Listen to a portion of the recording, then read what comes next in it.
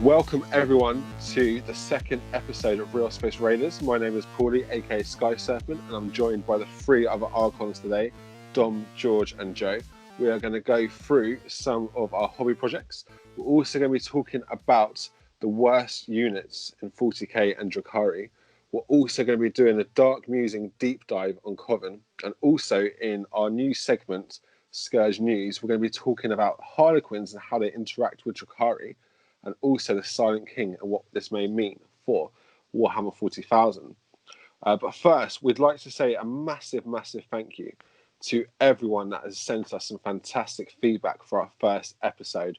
We've had shares from Brawl events. We've been called out by Lookout Sir on their podcast, and also we've had some great feedback from Splintermine as well, who are a fantastic stalwart of the Drukhari community. So please may we say thank you again. And if you have any feedback for the podcast, please send it to our Facebook and Instagram pages. So to kick it off, I can definitely tell everyone that of late, most of my time has been spent curating the social media feeds for the podcast, making sure that the first episode made it into the different directories, which obviously I'm hoping that a lot of you listen to this episode have listened to our first one. If you haven't, please check it out. But if I may ask, what has everyone else been working on? Joe, do you want to kick us off?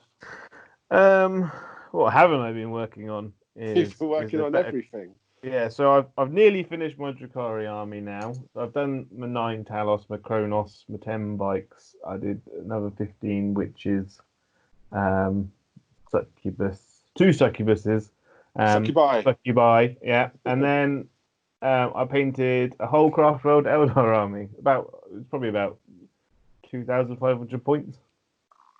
When you say painted them, do you mean you rebased them, right? So a lot of it was already like pre-airbrushed and stuff, but then had like very basic paint job, and then a lot of it was new unpainted, and I had to base everything. So it's got your 3 wave serpents with your 3 10-man squads of guardians.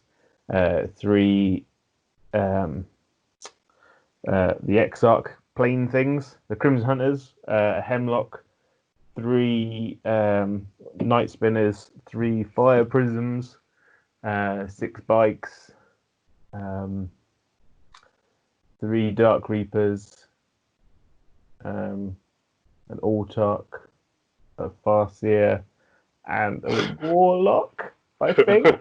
Who's actually like sold part of his soul to the devil, and that's how he can paint so fast. Yeah, I just put my head down and just kind of go for it, basically. And then I've started on my White Scars now as well. I've only painted 3 models for that though, but each one of those takes me like 2 hours. So yeah, but apart from that, I haven't done much else. So if anyone's been following our Instagram account recently, someone has been photographed lying on the floor. Dom, what have you been working on recently? Yeah, so I tried my hand at some like Instagram photography because I didn't really have a page, and because I want to get involved with people who are listening and keeping up to date with stuff. I tried my hand at that. I finished my Venoms off this week, which was kind of fun. I tried some more airbrushing, which getting used to the fades, which is pretty fun. Finished off some Ravengers, and I've got my new project now, which is 8 Reaver jet bikes, which I'm super excited to get my teeth into, and they're pretty like sweet models to kind of paint as well. There's a lot of edging, which is going to be quite good. So I'm going to attempt this week to get them done. Yeah, because I'm going to try some like a purpley to like a black fade, and then try and get a glow on the engine. I'm just trying to get better at airbrushing because Drukhari just looks pretty sweet. All Eldari does with some bit of like airbrush fade. But other than that, I've got started my grotesques. I'm converting them because I didn't really want the fine cast, like the one you get from Games Workshop. It's a bit static pose, and I didn't really want like 10 grotesque all kind of like looking the same. So I've got some crypt horrors and some Taos bits, which I've like got all the whips and stuff from the Kronos, and the heads, the other heads you get with the Talos, which I'm putting on. Haven't really decided on like the skin yet. If it's going to be like maybe some like off like purpley skin to go with the army color scheme, or if I'm going to do just like maybe some like human flesh sort of color. But yeah, I've got a lot lined up. It's coming together, but yeah, just gonna get painting on this new stuff. Fantastic. The venerable Archon George. Yeah, well, I've been working on my flotilla.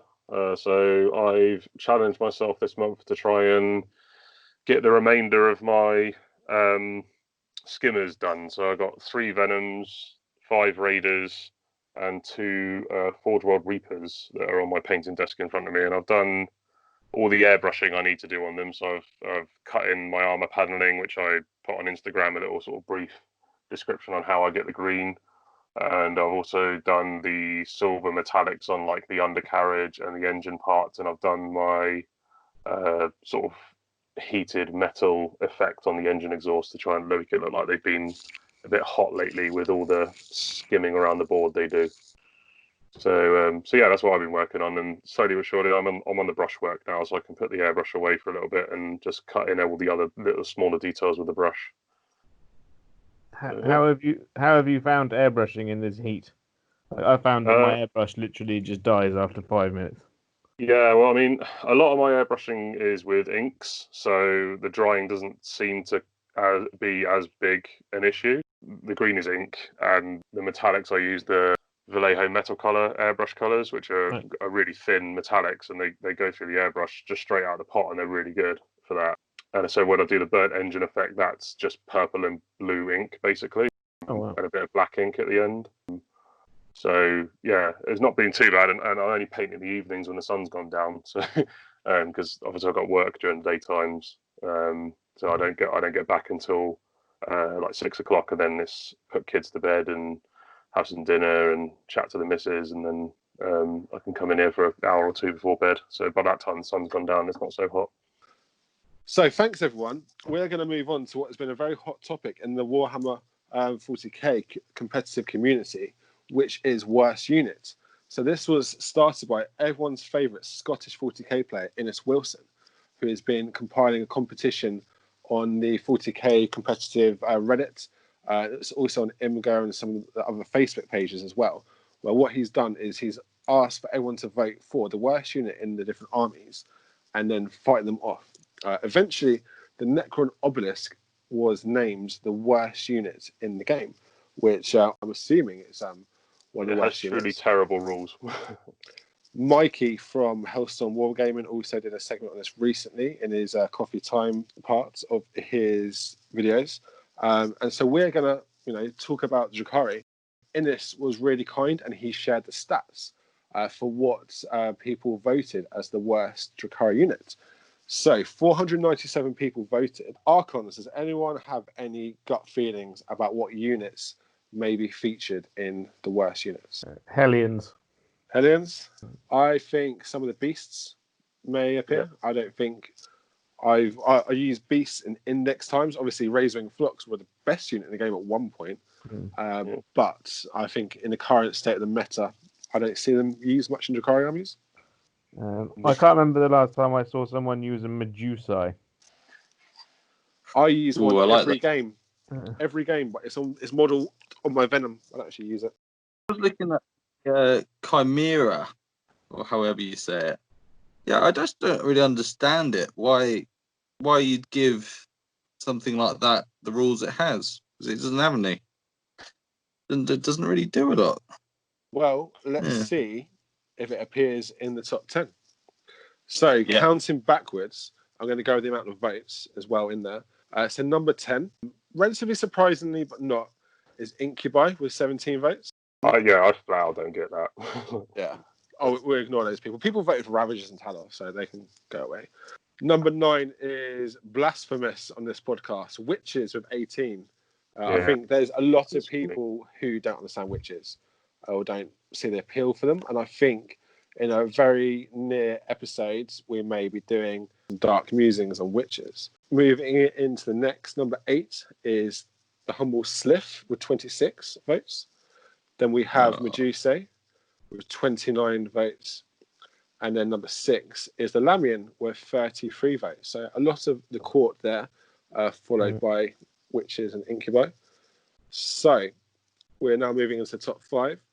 Number 5 with 36 votes is Dom's favourite. It's the Chimera. Then used to be the best unit in the game, Razorwing Flux, 42 votes. Then the Beastmaster with 47 votes is in number 3. 70 votes sees the Urgle. And then number 1, Joe called it earlier, it's the Hellions with 79 votes. How does everyone feel about that? I'm not surprised. I'm not surprised. I'm surprised that Hellions lost to like the Court of the Archon models. If I'm honest, I think Hellions are a lot better than the Court of the Archon stuff. But I think it's because GW has pushed Hellions, so they're more in the limelight. So people forget about the Finecast stuff, and people are like, I've gone and I've bought the Gangs of Komara box, and I've got the new Blood of the Phoenix box, and I've got these guys. Yeah, so true.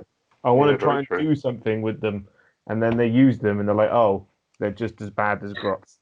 Hellions, they're really cool models, right? And I think, for the most part, every sort of Drukhari player does have some Hellions, but they just don't make the tabletop. Especially, we're talking competitive match play. There's nothing wrong with fielding them in any sort of game. Whereas, if you're looking to go to a really hot competitive event, Hellions probably aren't featuring in your list at the moment. No. Although I do think Hellions do have some play with them. I mean, I won't go into. I think they're probably at their best when they're taken in Inari because they have access to an invulnerable save and reroll wounds and things. But I don't think we should cover that in this. But in like a pure Drukhari force, I think there is play. I haven't looked into. I think there could be potential in just having them in min squads of 5 as just harassment units for only 60 points, which isn't that much, and they fell out an outrider detachment quite quickly. But I mean, typically people want to run them in big blobs because you can have them in big blobs of 20, and that's quite appealing. Which most players would look at something like Cult of the Cursed Blade, so they basically get morale immunity, like they only lose 1 to morale, which is great, and they become strength 5. With their attacks. So if you give them the +1 attack drug, that'll make them 3 attacks each at strength 5 with flat 2 damage, which is obviously quite good. I think the thing that shies people away is their like almost embarrassing durability. The fact that they're T3 with a 5-up armor, and you compare that to a witch that's like 4 points less and has a 6-up invuln and obviously a 4-up invuln in combat, and it's easy to see why people would dislike the Hellions. They're 1 wound each, right? Yeah, 1 wound each. Yeah. I do think there is a bit of play there. I mean, I wrote a list recently that included a squad of 20 in a Cult of Strife detachment for access to the shoot again stratagem, the like no death beyond their grasp or something like that, I think it's called. And obviously if they deep strike in through the webway, they're shooting 40 splinter shots at a 18-inch range, which is no joke. And if you shoot a unit that's relatively small, like a screening unit, then use your 3 CP strat, and then you can shoot again. So out of deep strike, they're shooting 80 splinter shots, which is not like nothing to sniff at, to be honest. Like the only downside to that is that there's no rerolls available to them. No, that is true. As I said, that's why I think they're at their best in an Inari force, because then you can use the Inari keywords and you can have your Archon becomes a reborn Drukhari, and then his reroll 1s or affects witch cult units as well. So they'll get reroll 1s in the shooting phase as well as the assault phase if they're near an Archon, but that's a different podcast. So, Yeah.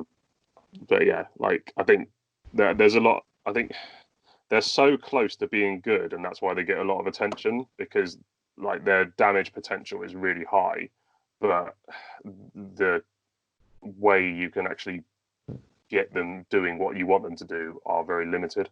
Yeah. And the problem is, a squad of intercessors will just blow the squad of these away Yeah. without even thinking. And it's like they got a 5-up save, which is basically pointless in the current game because everything has got a negative. Like if they had 2 wounds, but what I don't understand in general about the witch cult section as a whole is why don't they all get the witch invulnerable save? Because they're all wearing the same stuff, and the witches that aren't on foot, they're all on fast-moving vehicles, which should be technically harder to hit.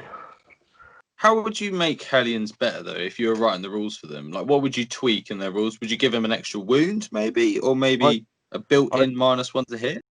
I think, yeah, built-in negative to hit modifier would instantly make them better, and makes sense from a fluff point of view as well, because these are like the rebellious team Drukhari that are like still finding their feet, so to speak, within Comera, and they just zoom around all day on their pimped out like skyboards that are all meant to be like sort of customized and stuff by themselves. And yeah, they're like the Drukhari version of the moped gangs that you get in pretty much every city in the country. like just they got Hellglaives. That's like yeah, they've just got Hellglaives rather than yeah. But yeah, I think that would really help Dom, is if they had an inbuilt -1 to hit at all times, similar to like the Mandrakes, where they're -1 to hit in both shooting and assault, because they just never stay still. They're always moving around. I think that would help a lot. Obviously, the typical thing to make any unit in 40k better is cheaper. But yeah, if we were just looking at their rules, then I would instantly go down that route. I looked at them when Chapter Approve was dropping.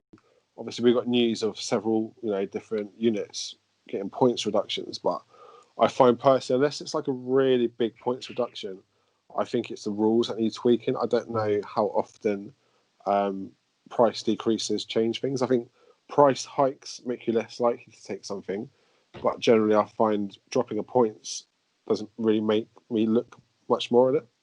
No. And like I said, the main weakness of them is their, as I said, mocking durability when compared to other units in your codex. And yeah, I think that's where they need to address that. Their damage potential is actually pretty good. Their speed is good. The hit and run ability is really good. Ask any White Scar player how good hit and run is, or any Harlequin player how good hit and run is really, really good. It's just the durability. Just they need to be able to survive at least a turn. And as Joe said, like in the current game, particularly with Marines being what they're able to do, you'll get 1 turn with them, and then they're going to be blown off the board. You'll be lucky to get a turn with them. Because like a double shooting Thunderfire cannon, turn 1 will just delete a squad. Anything, because they'll kill a Thunderfire cannon will kill 12 to 14 of these in 1 round of shooting, and the rest will just evaporate to leadership before they do anything. And you're never going to spend 2 CP on keeping that unit alive for leadership. Yeah. No.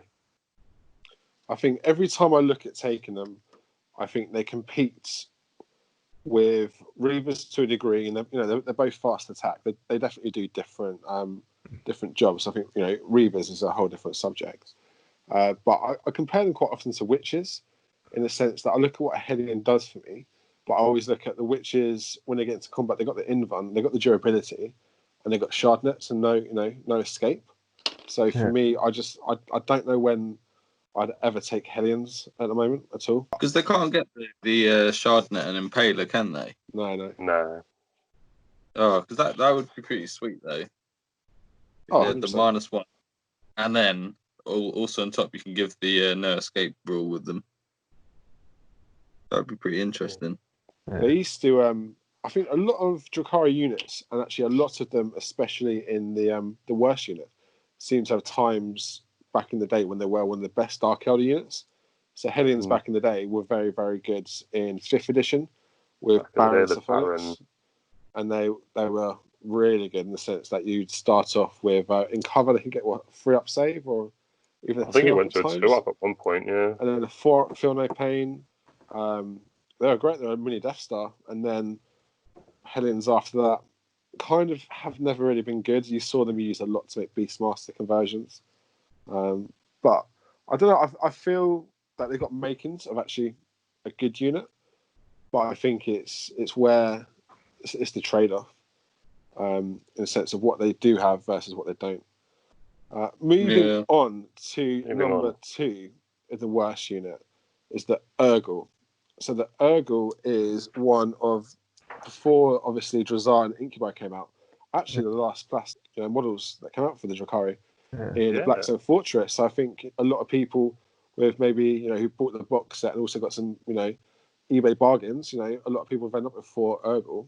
And they're kind of cool models. Their background, like, they're almost using sniffer dogs, aren't they? By the Archon. Really cool. But, what place do they have in the game at the moment? I use one, and I call him Eric. And that is a strong Urgle name. It's a strong Urgle name. And he is my go-to sacrificial lamb for when my venom blows up. He's 15 points. He has a reasonably good profile for 15 points. To be honest, he's got 3 wounds, 4 attacks. He gets +2 attacks on the charge at strength 4, and I think -1.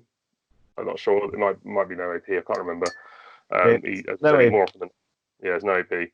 But he's 15 points, and if you are running characters in a Venom, and obviously we all know the joys of the fact that Venoms only have a transport capacity of 5, so you can't put them in the same vehicle as like your squad of witches or your squad of incubi or your squad of Carmelites, so they have to either have their own venom or run alongside the venoms. So if you do have a spare venom and you want to put your Archon with Djinn Blade or Draz or Succubus kitted out, whatever, and then your opponent goes, oh look, there's a venom with 4 HQs in it, I'm going to blow it up, and then you roll that 1 and you've just lost a sort of 70 to 100 point HQ unit. Suddenly Eric popped his head out and he goes, no, don't worry, I'll take this, and sacrifices himself. Is he the cheapest member of the Course of the Archon?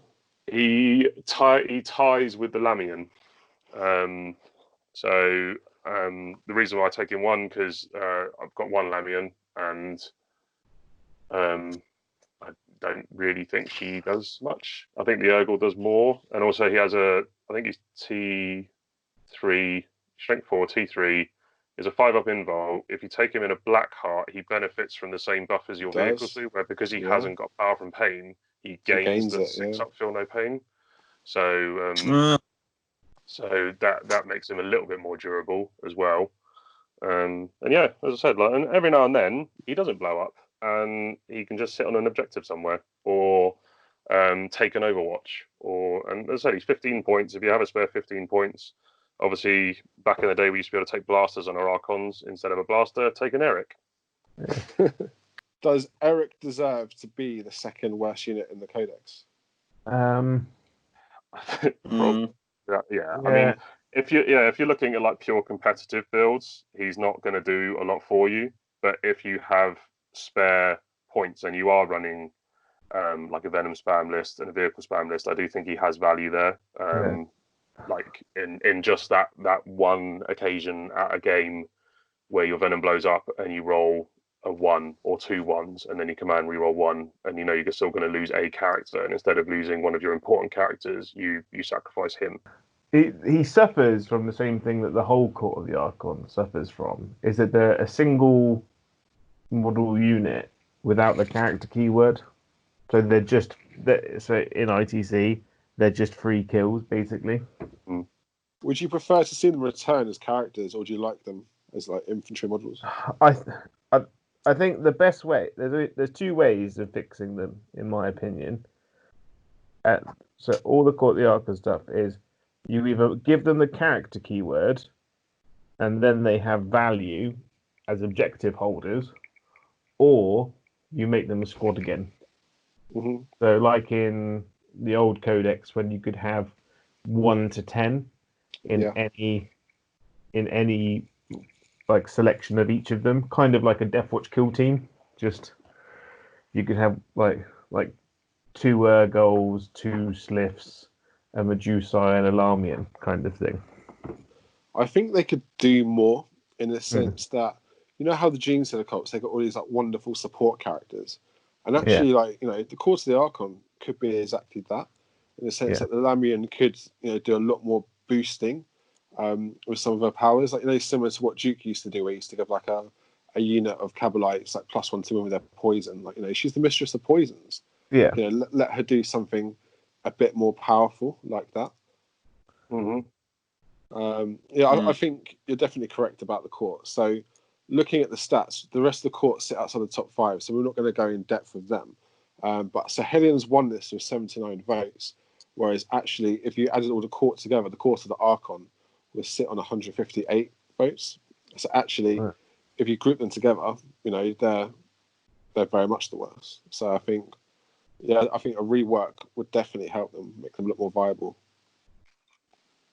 Yeah, I agree. Yeah, I prefer your idea, Paulie, of especially with something like the Lamian and maybe the Medusa, making them kind of our secondary characters that provide buffs to our army if you take them, or like aura buffs. Like I said, the Lamian could provide buffs to poison weapons of whatever descript, and the Medusa, I mean, their deal is they're basically sensation recorders.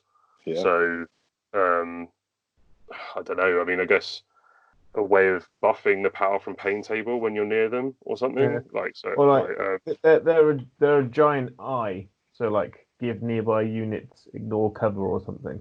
Let's move on to the next ones. What we'll do, because they're similar-ish, we're going to group 3, 4, and 5 together. So we're going to talk about Beastmaster, Razorwing, Flux, and Chimera together. How much do you guys agree with them being down towards the bottom in terms of worst units? Yeah, when compared to other stuff, yeah, they're definitely among the worst. Although not useless. I have to caveat that they're not useless. They're just not that. As I said, the problem is they suffer from the exact same problem as Hellions and the Court of the Archon.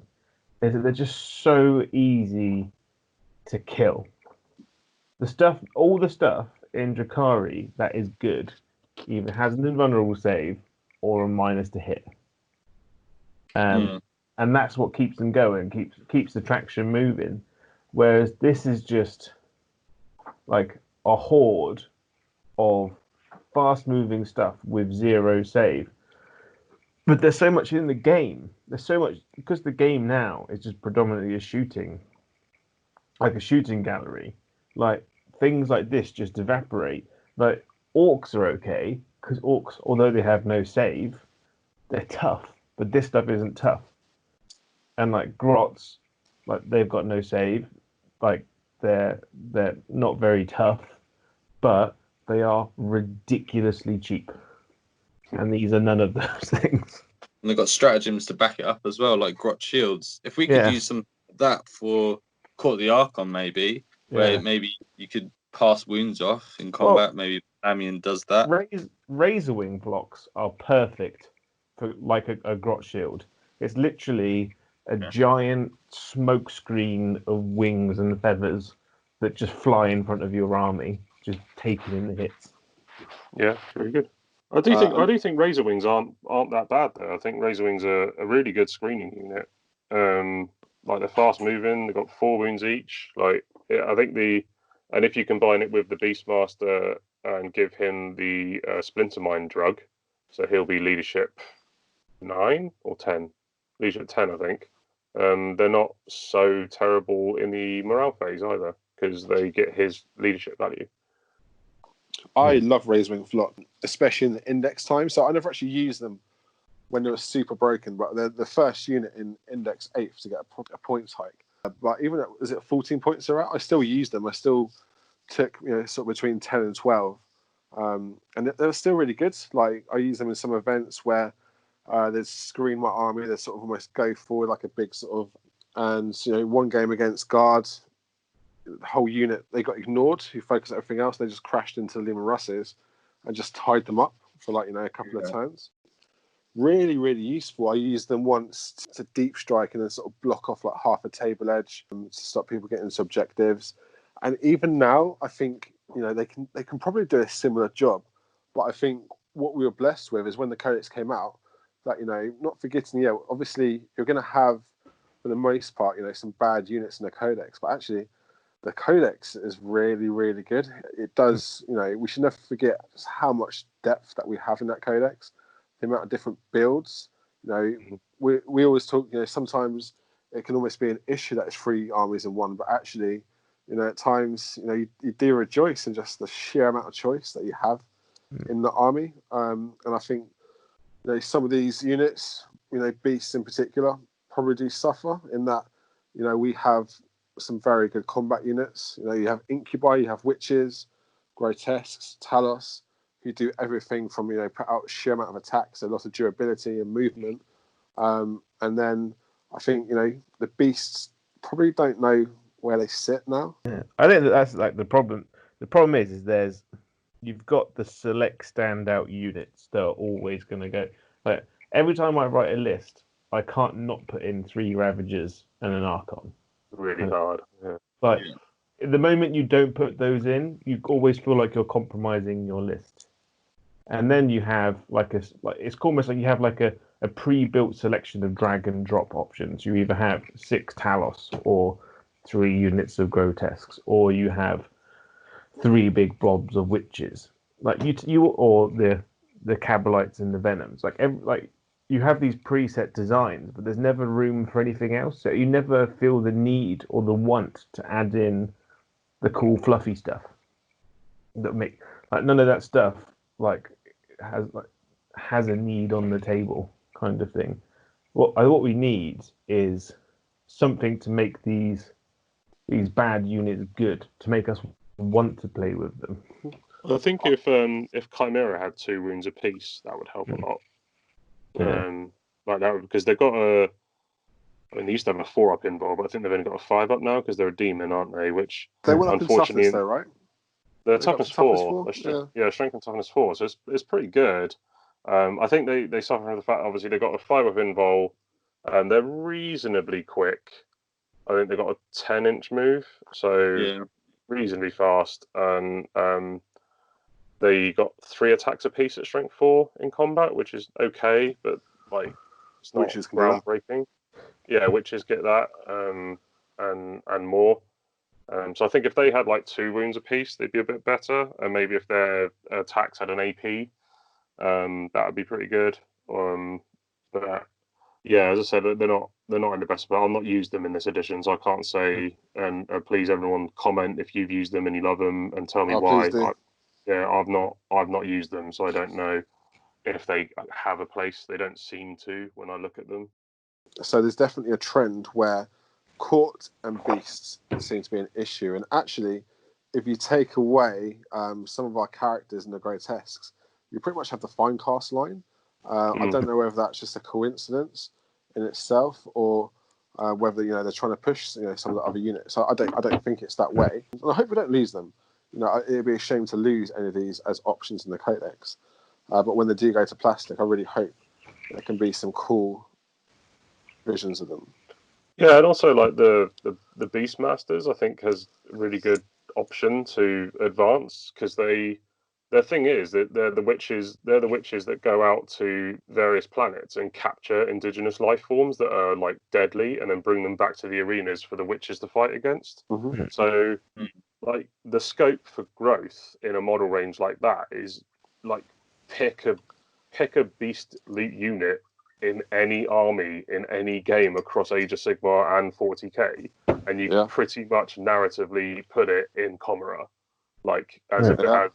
as the Dark Order raided X planet, found this beast with tentacles and poison and all this kind of stuff. I thought, oh, that's cool. Let's capture it and bring it back to Chimera and put it in the arena. I've never shown you my Chimera, and they're made up of all the different model ranges. So I've got a Saber Tusk in there. I've got a Kroot Hound, old Chaos Hounds, Salamander from the Seraphon range. Yeah, so I used because my second army is Space Wolves, so I used to use my Fenrisian Wolves as my Chimera because it sort of killed two birds with one stone and they had the same base size. So I just used that, and I just said, well, my Dark Elder raided Fenris and captured a load of Fen region walls. So they're my Chimera. Very importantly, I need to keep my campaign going. It featured in the last episode. It's going to be in this one. I'm going to keep it going as long as it's relevant. Make the Amble Drukhari. Please. I'd love to see the Amble would work perfectly. Just make it a Drukhari beast, please. And those what are those worm things it comes with as well? There's like, I can't remember what they're called. I actually saw them at a tournament. A guy ran, it was like 3 stompers and then just those worms. Right. Well, they are great objective grabbers. The worms, literally, you remove them from the table at the start of your turn, and then they turn up at I think it's the end of your next movement phase. So you just borrow somewhere. Yeah, because they burrow and then they reappear somewhere else 9 inches away. So by that time, hopefully your opponents forgot about them, and they're like, boop, and then they just turn up on an objective. Well, thanks everyone for discussing the worst units. We are now going to move on to Dark Musings, which is where we do a deep dive on a subject in the Drukhari Codex. And this week, after a lot of discussions and feedback from the first episode, new listeners would like to see us discuss Coven in some more detail. And so that is exactly what we're going to do. We are going to kick off where George is going to take us through an introduction to Coven from a background and lore perspective. Yeah, so I thought I'd take this one as I'm one of the sort of old hands at Dark Elder. But the Coven are essentially the mad scientists of the Eldar Society. So they, long ago, pre-fall, were believed to be the leaders or the patrons of the pleasure cults, and would sort of encourage the sort of pre-Dark Elder race to engage and involve themselves in as much hedonism and pleasure seeking and all this kind of stuff as possible. And they went to, when the development of the Dark City in Comera, all the sort of nasties and big boys decided to go there, because it was a bit like, if any of you have ever played the BioShock game, it's kind of like, Comera is a bit like Rapture, where you could go there and do whatever you want and no one would judge you. That is a great analogy, George. Yeah, and that's kind of what the homunculi did. So they went to Comera because they were afraid of more pious and more, some might say, wise Eldar were judging them for what they were experimenting in and trying to achieve. And so they went to Comera to do what they wanted to do in the dark and carry on that way. And of course the fall happened, and they just carried on doing it and carried on perfecting. And they are expert biologists, bar none. So to the point where even master scientists like Fabius Bile decided to go there to learn their craft. And there is even a bit of narrative where the Mechanicum of Mars go to Comera to seek the aid of the homunculi to try and fix the problems with the Golden Throne. So these are exquisitely intelligent, ancient, beyond recognition beings that see no limits to what they are capable and allowed to do.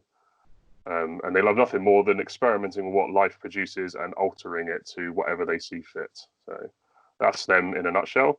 In the game and in the current lore, they are a linchpin to Dark Elder society, in the fact that a lot of Dark Elder are not born naturally, because the gestation period for an Eldar is a lot longer than it is in humans.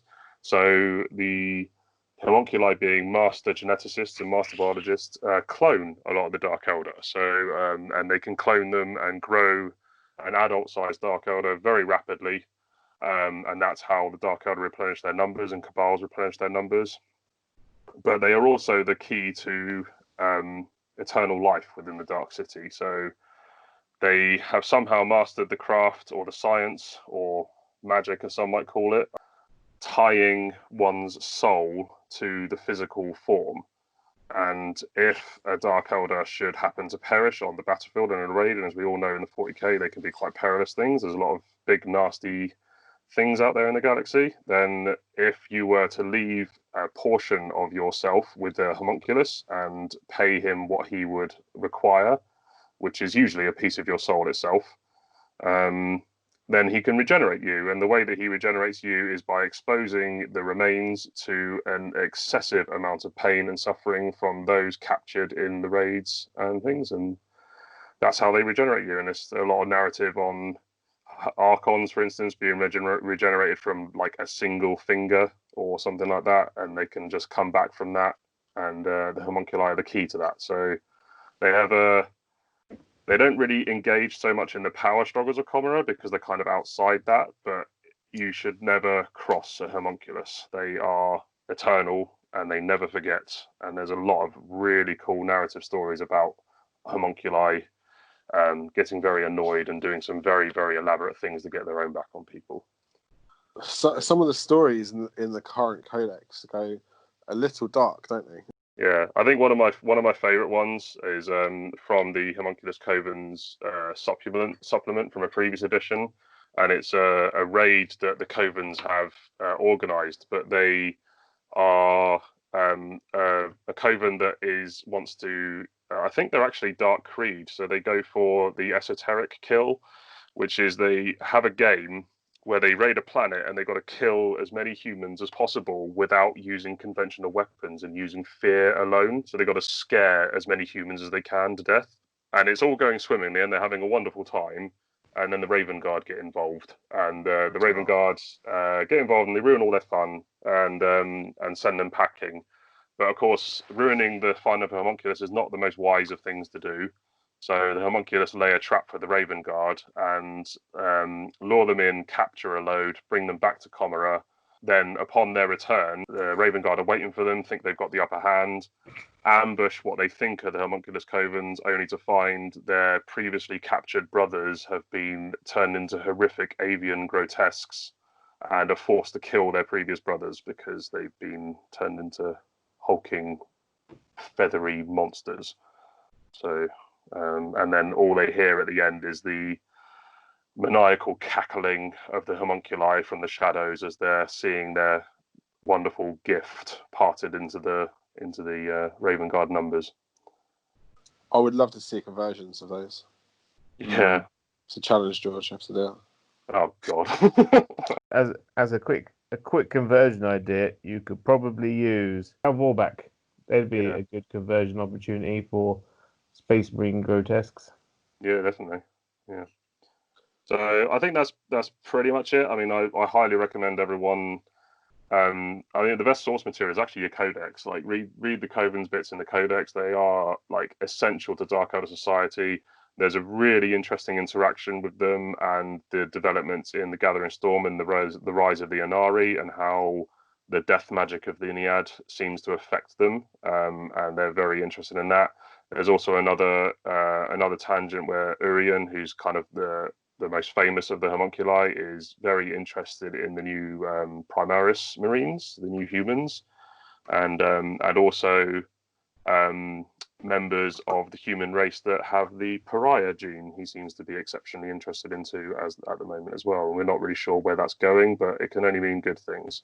The pariah gene, that means they're psychic blanks, right? They're psychic nulls, yeah. So they have a gene in their body where they have absolutely zero presence in the warp and are essentially anathema to any being of the warp or with a connection to the warp, which means it's painful for those beings to be around them, basically. But there's some interesting scope there with the homunculi Covens, and they're really cool. As I said, the best way to describe it is they're the evil side, the mad scientists of the future, and yeah, they live forever, literally forever. They can't die because even when they do die, they can just come back again. And there's even the Scarlet Epicurean Coven, which have they made an art of dying, where their whole ethos is to go into the galaxy and find the most horrific ways to be killed, only to come back and experience more. So.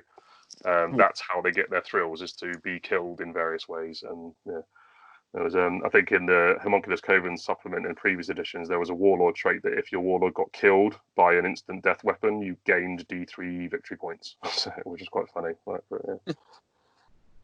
So Homunculi obviously joined us when the Dark Elder Codex first came out, but it was a much limited selection of units.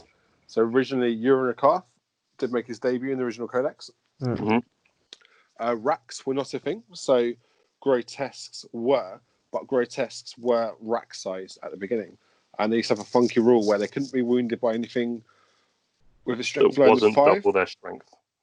They couldn't be wounded by weapons that had a strength value that wasn't double their toughness. That's it. So it was only strength 6 and above. Yeah, Right, I think saying so. that, which could wound them. And obviously the trusty Talos was there, but you had no sort of grotesques in their current sort of option, and you had no Chronos as well. No. And then when the 2010 Codex rolled round, and all the Dark Elder players either jumped on a massive bandwagon, or the ones the poor guys who've been there since the start, really sort of were very, very happy. We've got lots of new options.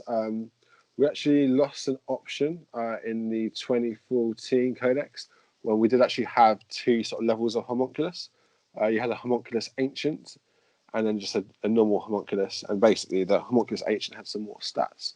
And there's some very sort of cool relics and sort of wargate options which were available. I think a lot of people used to run a Soro shard on their homunculi. George, can you remember what a Soro shard did? Was that the one where you? It was a flamer template, and then you needed to roll under their initiative, and then any models touch if you rolled under their initiative just disappeared from reality. I think it was over, wasn't it? Was it over? Was it over their initiative? I can't remember. Yeah. It was a roll. It was a characteristic roll, and yeah, any models hit, would you have to roll underneath or over a certain characteristic, and if you did, they just removed from play. It wasn't a wound. It wasn't anything. It wasn't anything like that. It just removed them from the game. Yeah, And it there's was so so many fun. silly gimmicks and It so was much so fun.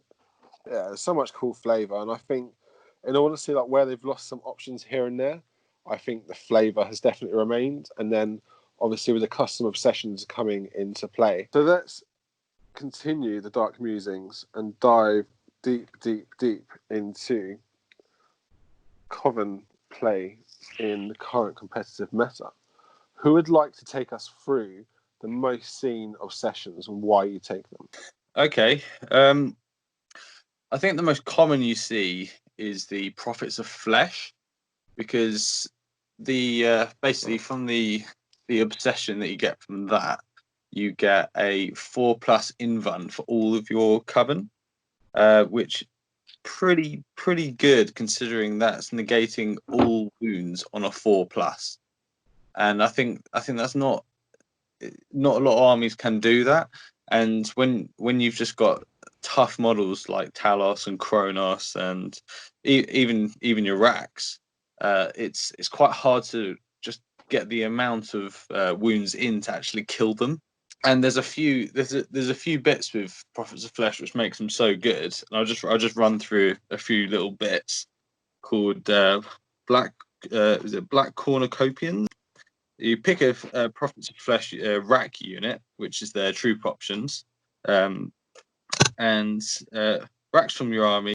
You can remove it from the battlefield and set it anywhere up 6 inches from the edge and 9 inches from any other model. So say if you've got a rack unit which is like you've taken some wounds, you can just pop it completely on an objective on the other side of the board away from the threat.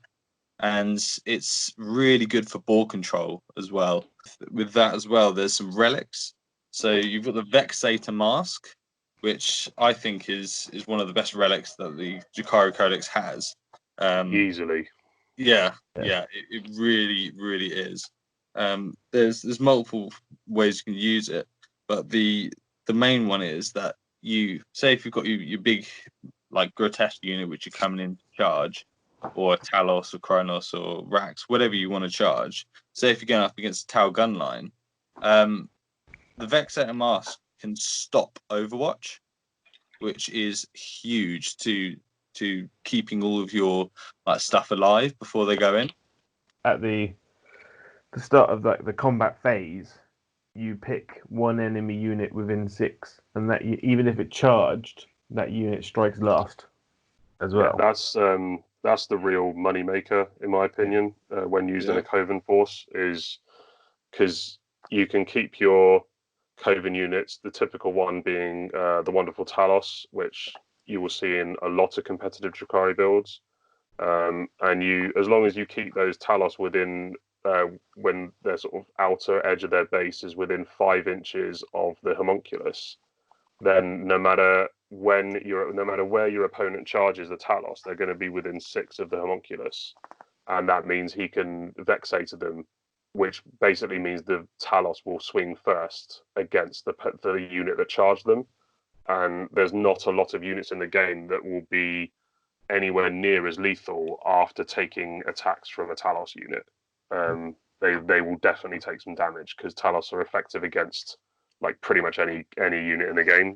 They can do some damage to when equipped with the chain flails and the macro scalpel. Also, you get Urian Rutkath, who is a pretty decent homunculus. But homunculus is what they do is they give you a +1 to your toughness, which is pretty nice for obviously if you're stacking with Talos and all the other nice stuff in the Coven Codex, which is already quite tough. But Urian, he gives a +1 strength as well, I believe. Yeah, and So, +1 leadership as well. Yeah, exactly. So he can like buff you even more for when you get those Talos to swing before someone that's decided to charge you, which is pretty tasty. It's a little bit more than a normal homunculus, but I think he's definitely worth it. He's massively worth because then if you've got the macro scalpels on your Talos, it makes them strength 8. Which means that they're wounding Space Marines on 2s.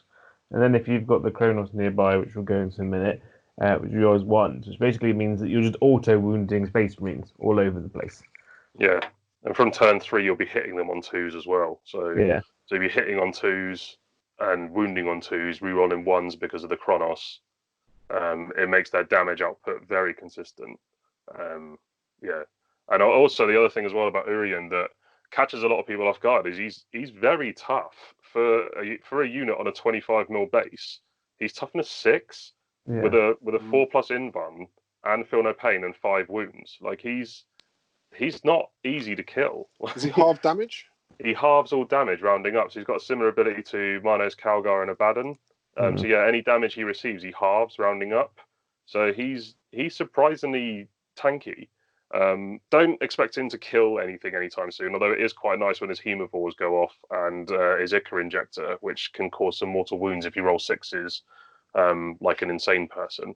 But he is quite tanky, and he's quite good at playing the missions that rely on characters sitting on objectives, and he can just sit there. And even if your opponent does have snipers, that a sniper's going to have a pretty tough time taking him out a lot of the time. Like your eliminator squads and stuff like that, they're wounding him on 5s, and he's still got his save, and he halves all damage, so the D3 damage isn't as effective and things like that. So yeah, he's a good little dude, and he's only like 10 points more than a regular homunculus. So Dark Creed is another obsession, which isn't in my opinion that usable compared to Prophets of Flesh, which I think is probably just the auto to go because you get quite a lot out of that obsession.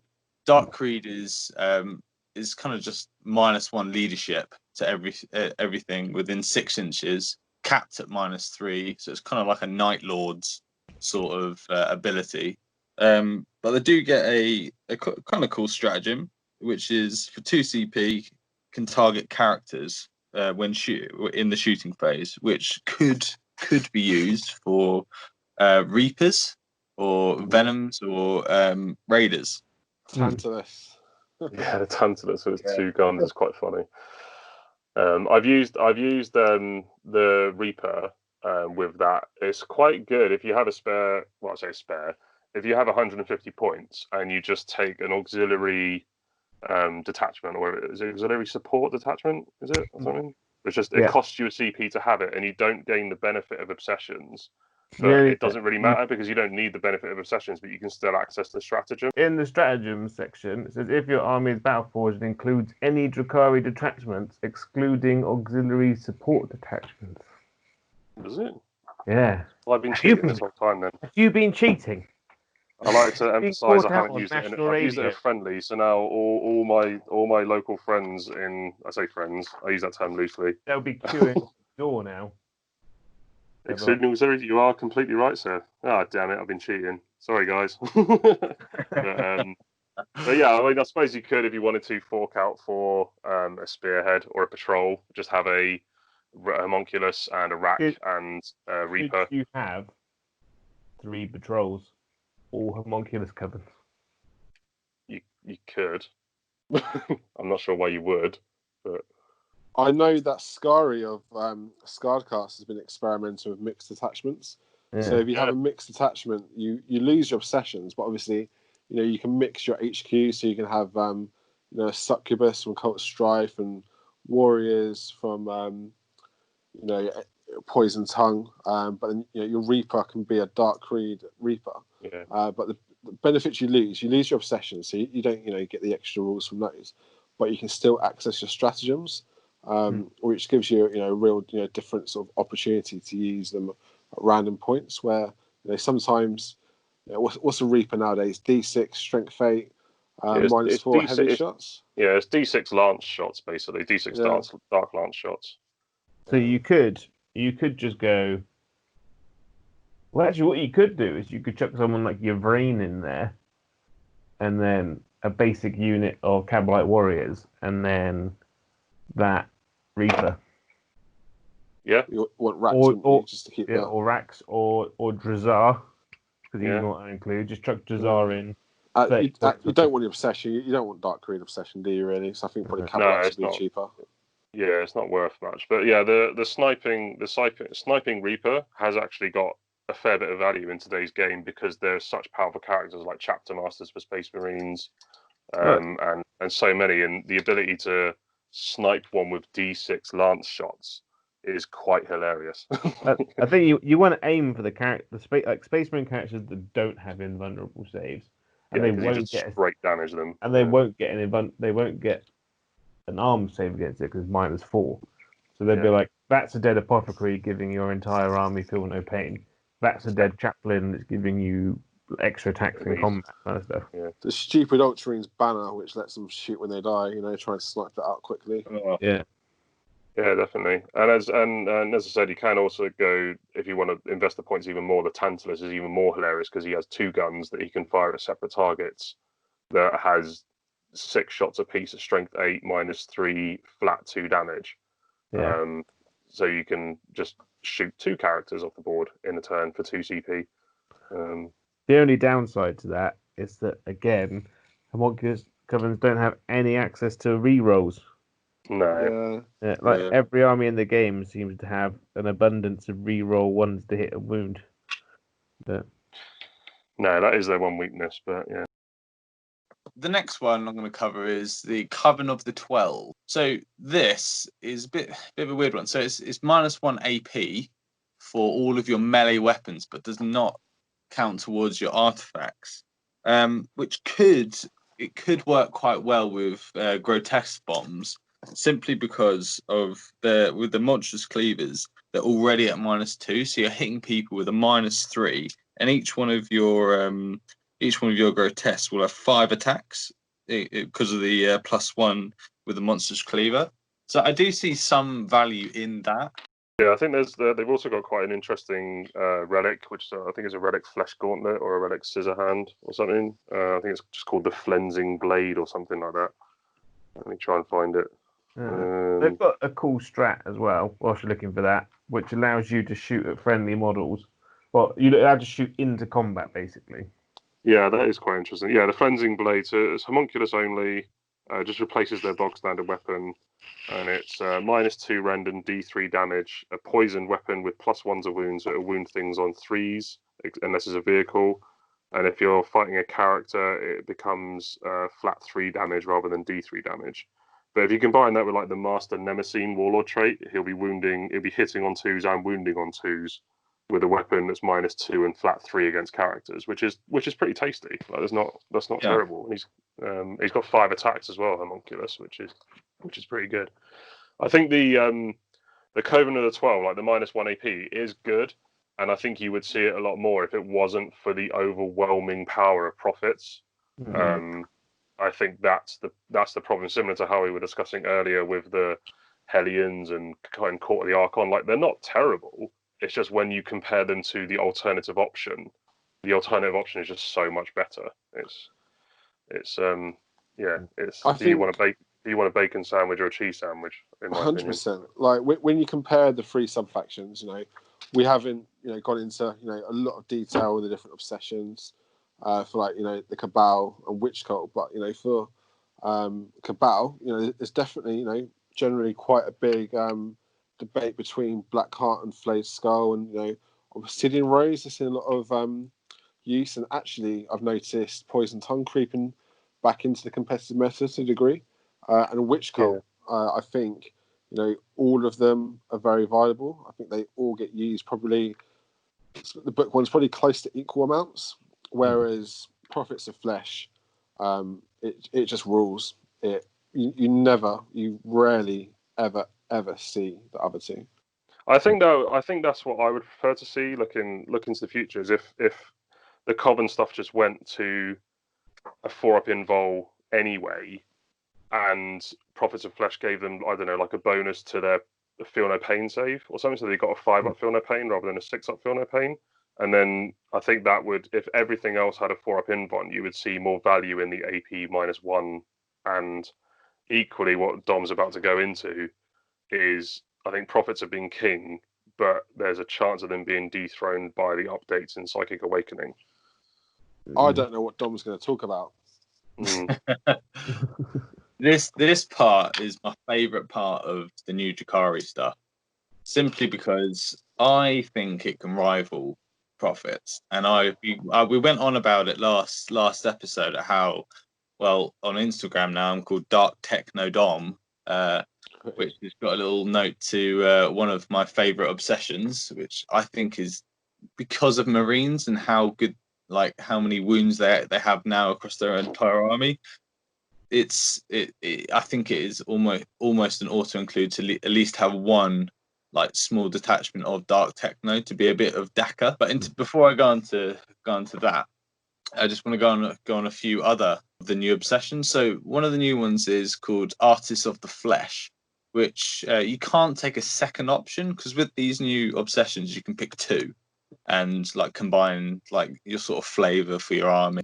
But this one's interesting, and I did think about it, maybe to kind of negate a lot of the two damage, because that's what kind of seems to be a lot of the shots coming at Drukhari at the moment. It's basically it's -1 damage for enemy weapons to a minimum of 1.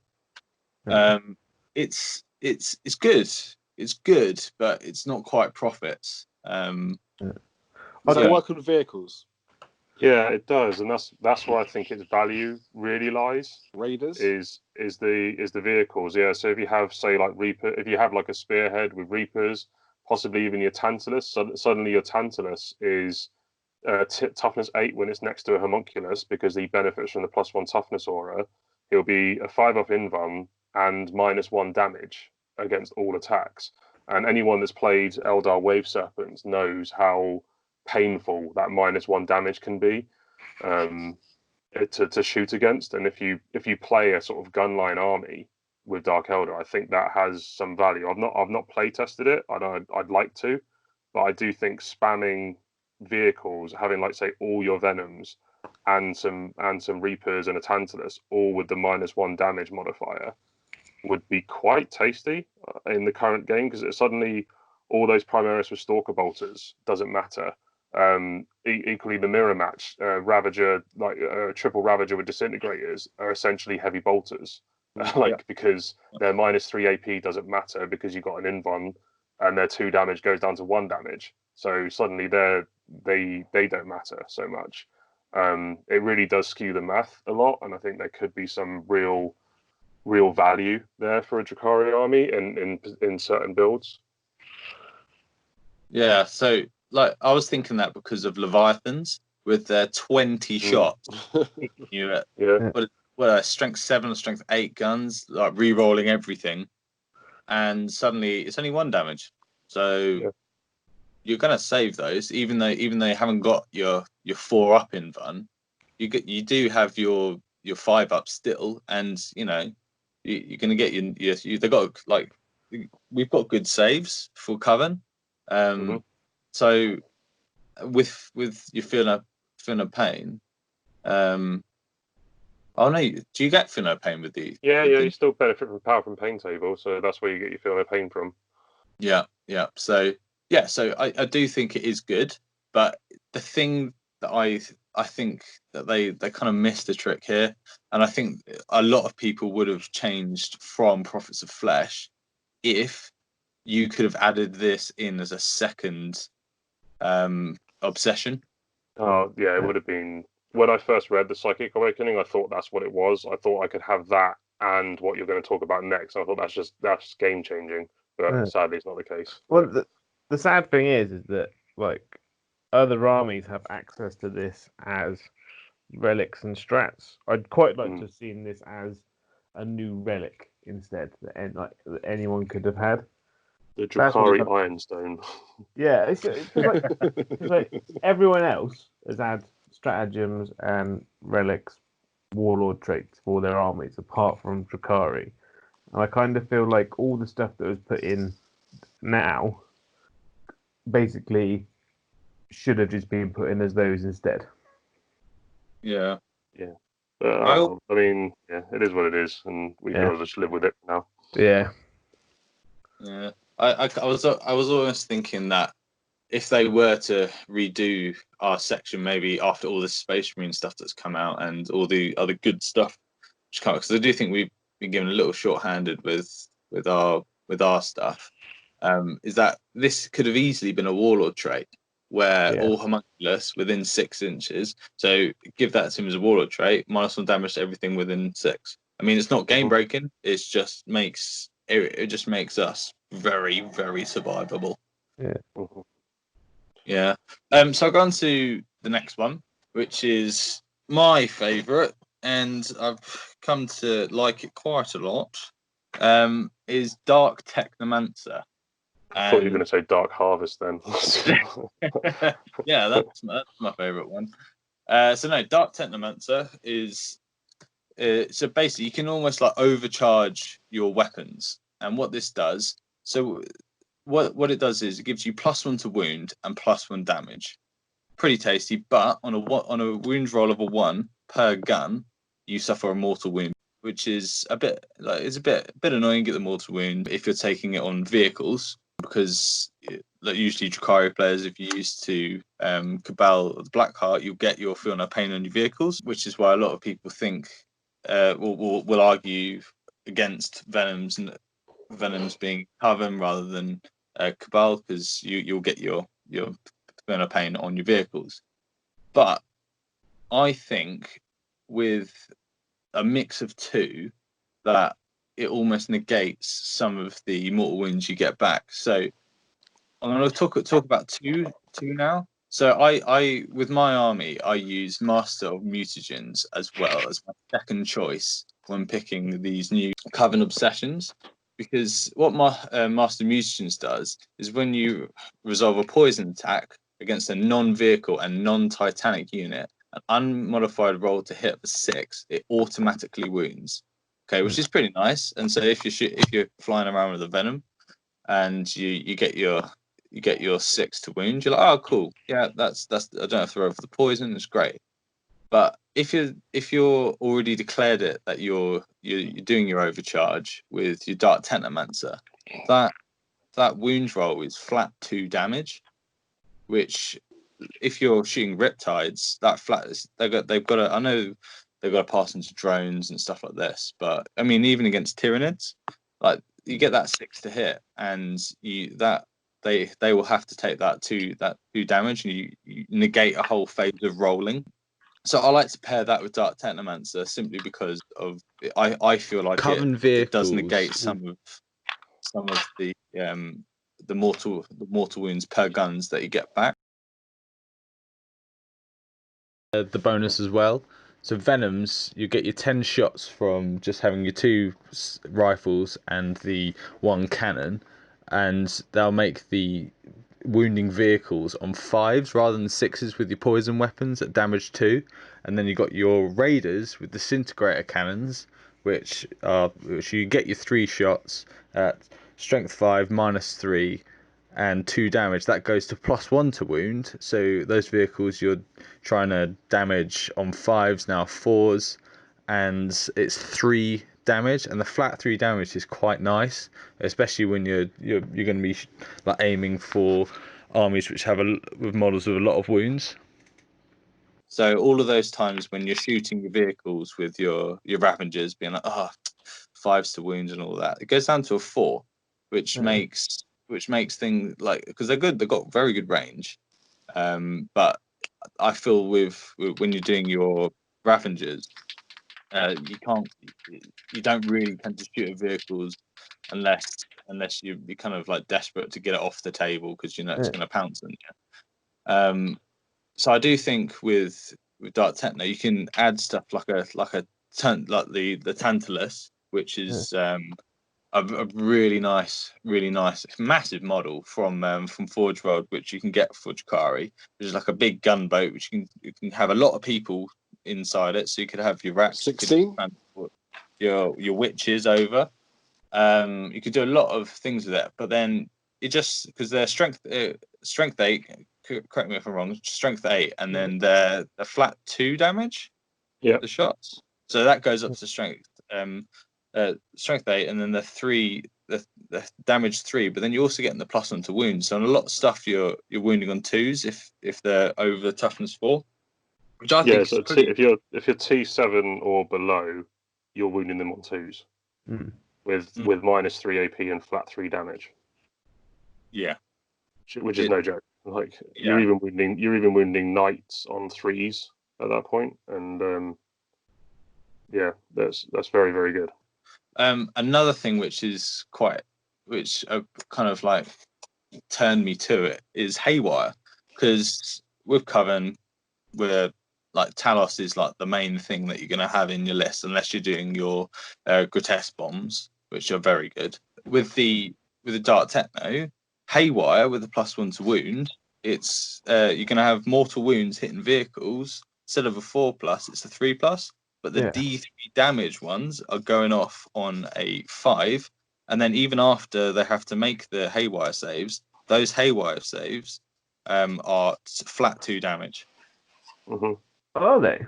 Yeah, they'll be. Yeah, so the Haywire shot itself becomes flat 2 damage and AP -1. Well, it's AP -1 anyway, but it's flat 2 damage. And then obviously the mortal wounds, you'll be causing a single mortal wound on 3s and 4s, and D3 mortal wounds in addition on 5s and 6s.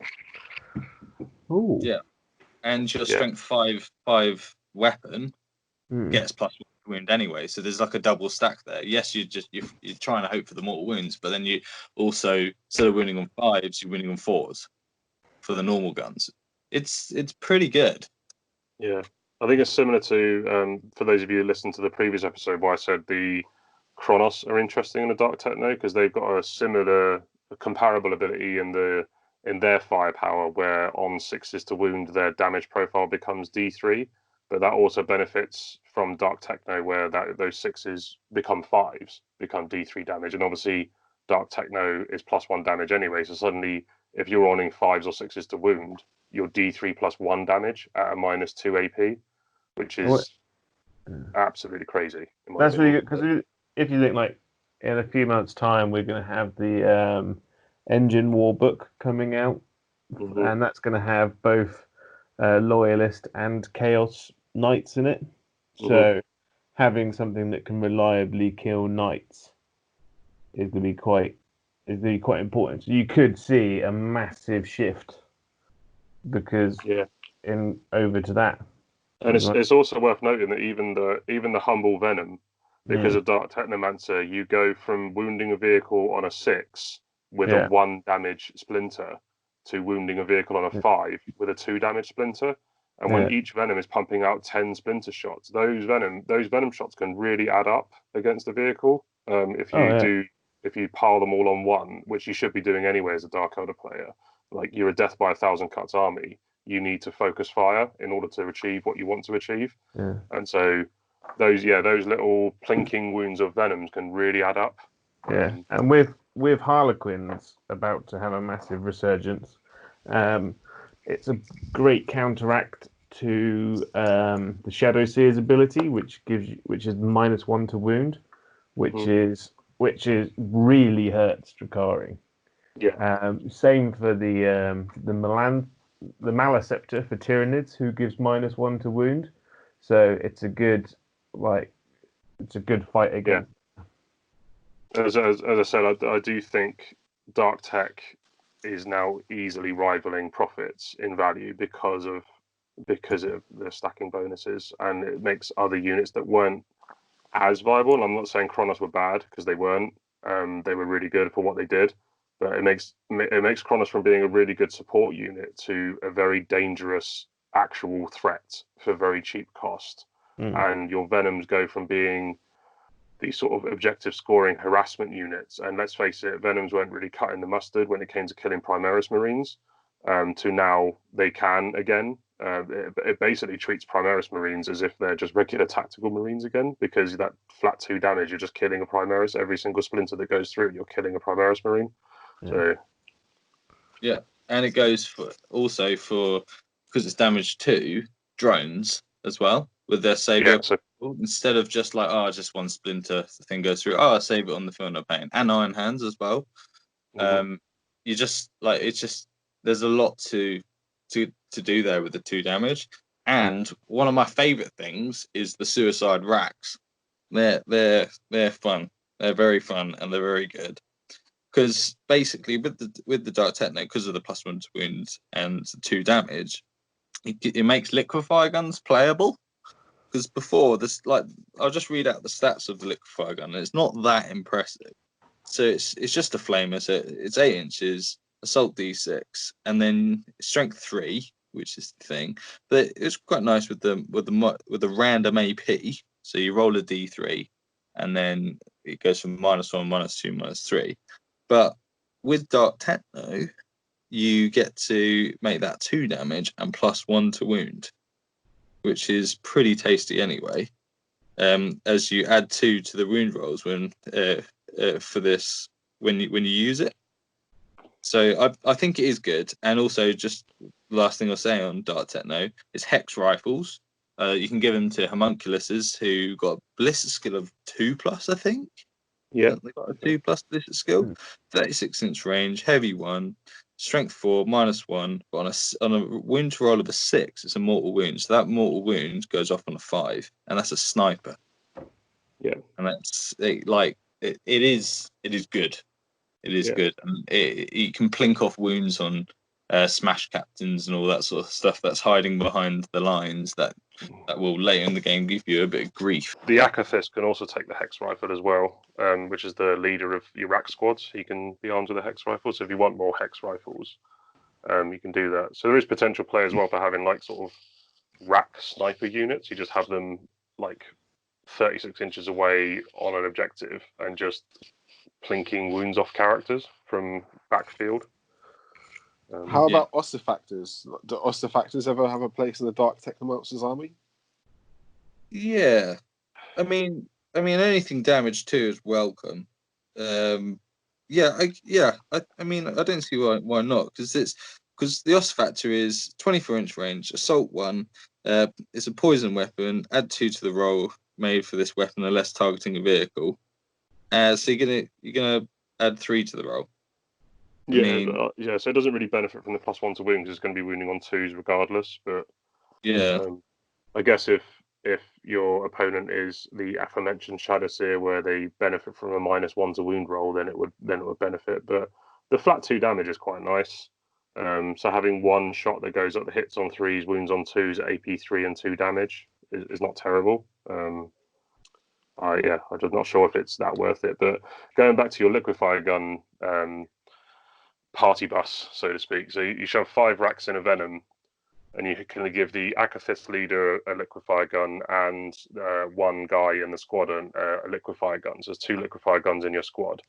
And one of my favourite things I always do, I used to do it a lot of time with the Carbolite Warriors with a blaster, but I think it would work even better for these guys, is to move your Venom up 16, fire your splinters or whatever, then use Fire and Fade to move another 7 inches, and that extra 7 inches can get you close, like make you close to an enemy character, for instance. And then your guys inside can still shoot. So you can move up 16, shoot something like a screen, then Fire and Fade 7 inches, be closer to a character, and then the guys inside can fire their liquefier guns at a character. Now, I don't know about you, but there's not a lot of characters that will survive 2d6 auto hits that will wound them with a strength 3 with +1 to wound. So they're going to be wounding on 4s and 5s and a minus D3 AP and flat 2 damage apiece. Like, that's quite a lot of hurt to take. Yeah. Like, you'll probably lose the 2 racks inside, but if you're taking a character out, I think that's a worthy trade. Like, I never thought that as a combo before, George. yeah, I've used that quite a lot. I use it for, it's most effective in raiders because you can move up and advance the raider using the enhanced ether sales stratagem. So you move the raider 14, then 8 for the enhanced ether sales, so that's 22. Fire the raider because it's disintegrator's assault. Fire and Fade at another 7, so that's 29 inches you've just moved, and then all your guys inside the raider can still fire. So you can like sort of pseudo snipe characters by doing that, because you just fly over the screen, and then because of the raiders like got a lovely pointy shock prow, you just point the prow at the model you want to kill, and then you're firing whatever's in your raider at that unit, basically. That's very cool. What relics and warlock traits are you taking, Dom, with your dark technomancers? Not take Master Nemesine, which is +1 to wound in melee, because that can work quite well with, like, for instance, the Electro-Corrosive Whip, which is an agonizer with 2 damage, and you'll go from wounding on 4s to wounding everything on 3s with a flat 2 damage agonizer, which is quite tasty. I quite like the warlord trait that allows you to reroll 1s for your feel no pain. Like, it's not a game changer in the slightest, but it is always hilarious when it goes off. Because it's always the last wound, and your opponent's like, "Aha! I've killed you," and you're like, "Nope." I also quite like the Tough as Nails homunculus, which is using the Nightmare Doll relic, which is one you don't see very often because the Vexator mask is what it is. But the Nightmare Doll improves their Feel No Pain save to a 4+. So suddenly you've got an homunculus that has a 5 up invul, a 4 up Feel No Pain. I mean, this is a Dark Techno one. If you were a Prophets one, then you'd have a 4 up invul and a 4 up Feel No Pain. And then you can take the Master Regenist Warlord trait, which is every turn he heals D3 wounds. So you got this homunculus that just doesn't die. It's quite funny. You either have to kill him outright or he's going to come back, which I find quite narrative and quite funny. Yeah.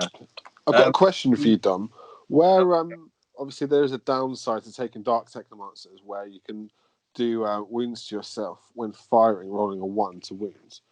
Do you find that you're ever losing your racks and sort of killing your vehicles by using that tactic? Yeah, it happens. It's kind of like it's a trade-off you have to accept. The reason why I call them suicide racks is because they will kill themselves when they do it. Like, you're gonna roll those couple of 1s when you roll to wound. But I think the trade-off is there, because you've only got 4 real decent turns in a game to put all the damage out onto the enemy. And I think, the Drukhari vehicles are survivable. I know they're a bit flimsy and they don't have many wounds, but they've got the 5 up invul, and you can make them -1 to hit, and Venom's -2 to hit. So I don't tend to worry too much about it. I'd rather get all the damage 2 shots onto you than lose my models. Like, when I played you, Paulie, at a tournament at the start of the year, like you were running Prophets of Flesh, and I was running Dark Technomancer and Master Mutagens, and it was like it was almost like a showcase of like what both can do, because you were negating like 50% of all damage that I was doing to you, but then I would do like some of my weapons on my vehicles, and like the Talos would do more damage to you than you do to me, and it was kind of like a really close game right down to the bitter end. But I do think that you do take wounds here and there, but I do think the trade-off is worth it. There's also some tactical value in having the ability to kill yourself. I know it sounds really silly, but in a game where you can have a venom that normally the units inside can only deploy before the venom moves. But in the case of Dark Technomancers, say you have your venom on one wound that's got a rack unit inside, you can move it 16 inches up onto an objective that, say, your opponent is currently holding, and then you fire your Dark Techno Splinters at said unit, weakening it, roll that one, kill your own venom, and then the OBSEC racks pop out of that venom, and suddenly that objective's yours. That can be really, really annoying for your opponent because he has no way of stopping you from doing that, because you're killing your own unit, and suddenly you're either contesting that and denying him hold more, or you're gaining hold more yourself. Yes, you've just lost a venom, but the venom had one wound anyway, so you were going to lose it the following turn to your opponent shooting anyway. So like that's got tactical value in it, having that option, and I have used that before in a couple of games. Yeah, the last few obsessions that we can go through from the Psychic Awakening that we got. You got Hungry for Flesh, which is +1 to charge rolls, which is an option for you. You've got Experimental Creations, which all models gain a +1 strength, which is pretty nice. And additionally, poison weapons get +1 to wound if target has a lower toughness than the user. Definitely could see value in that. Important to note, it got FAQ'd really quickly, because when the book came out, you could combo it with Dark Technomancers, and your venoms were avoiding stuff in 2s. So this got very quickly sort of taken out. Yeah, but I do think the Experimental Creations is the alternative option if you're not going for venom spam Dark Tech. So you're going for a Dark Tech Spearhead with like Talos and Kronos. Then I think the Experimental Creations takes precedent over the Master of Mutagens, because as Joe mentioned earlier, having Strength 8 Talos is really, really good, and that's what makes Urian so attractive in the Prophets detachment. So your Talos will go up to Strength 8, your Kronos will go up to Strength 7, which means they're more consistent in combat as well. Not that they're powerhouses in combat at the best of times, but they're a little bit better.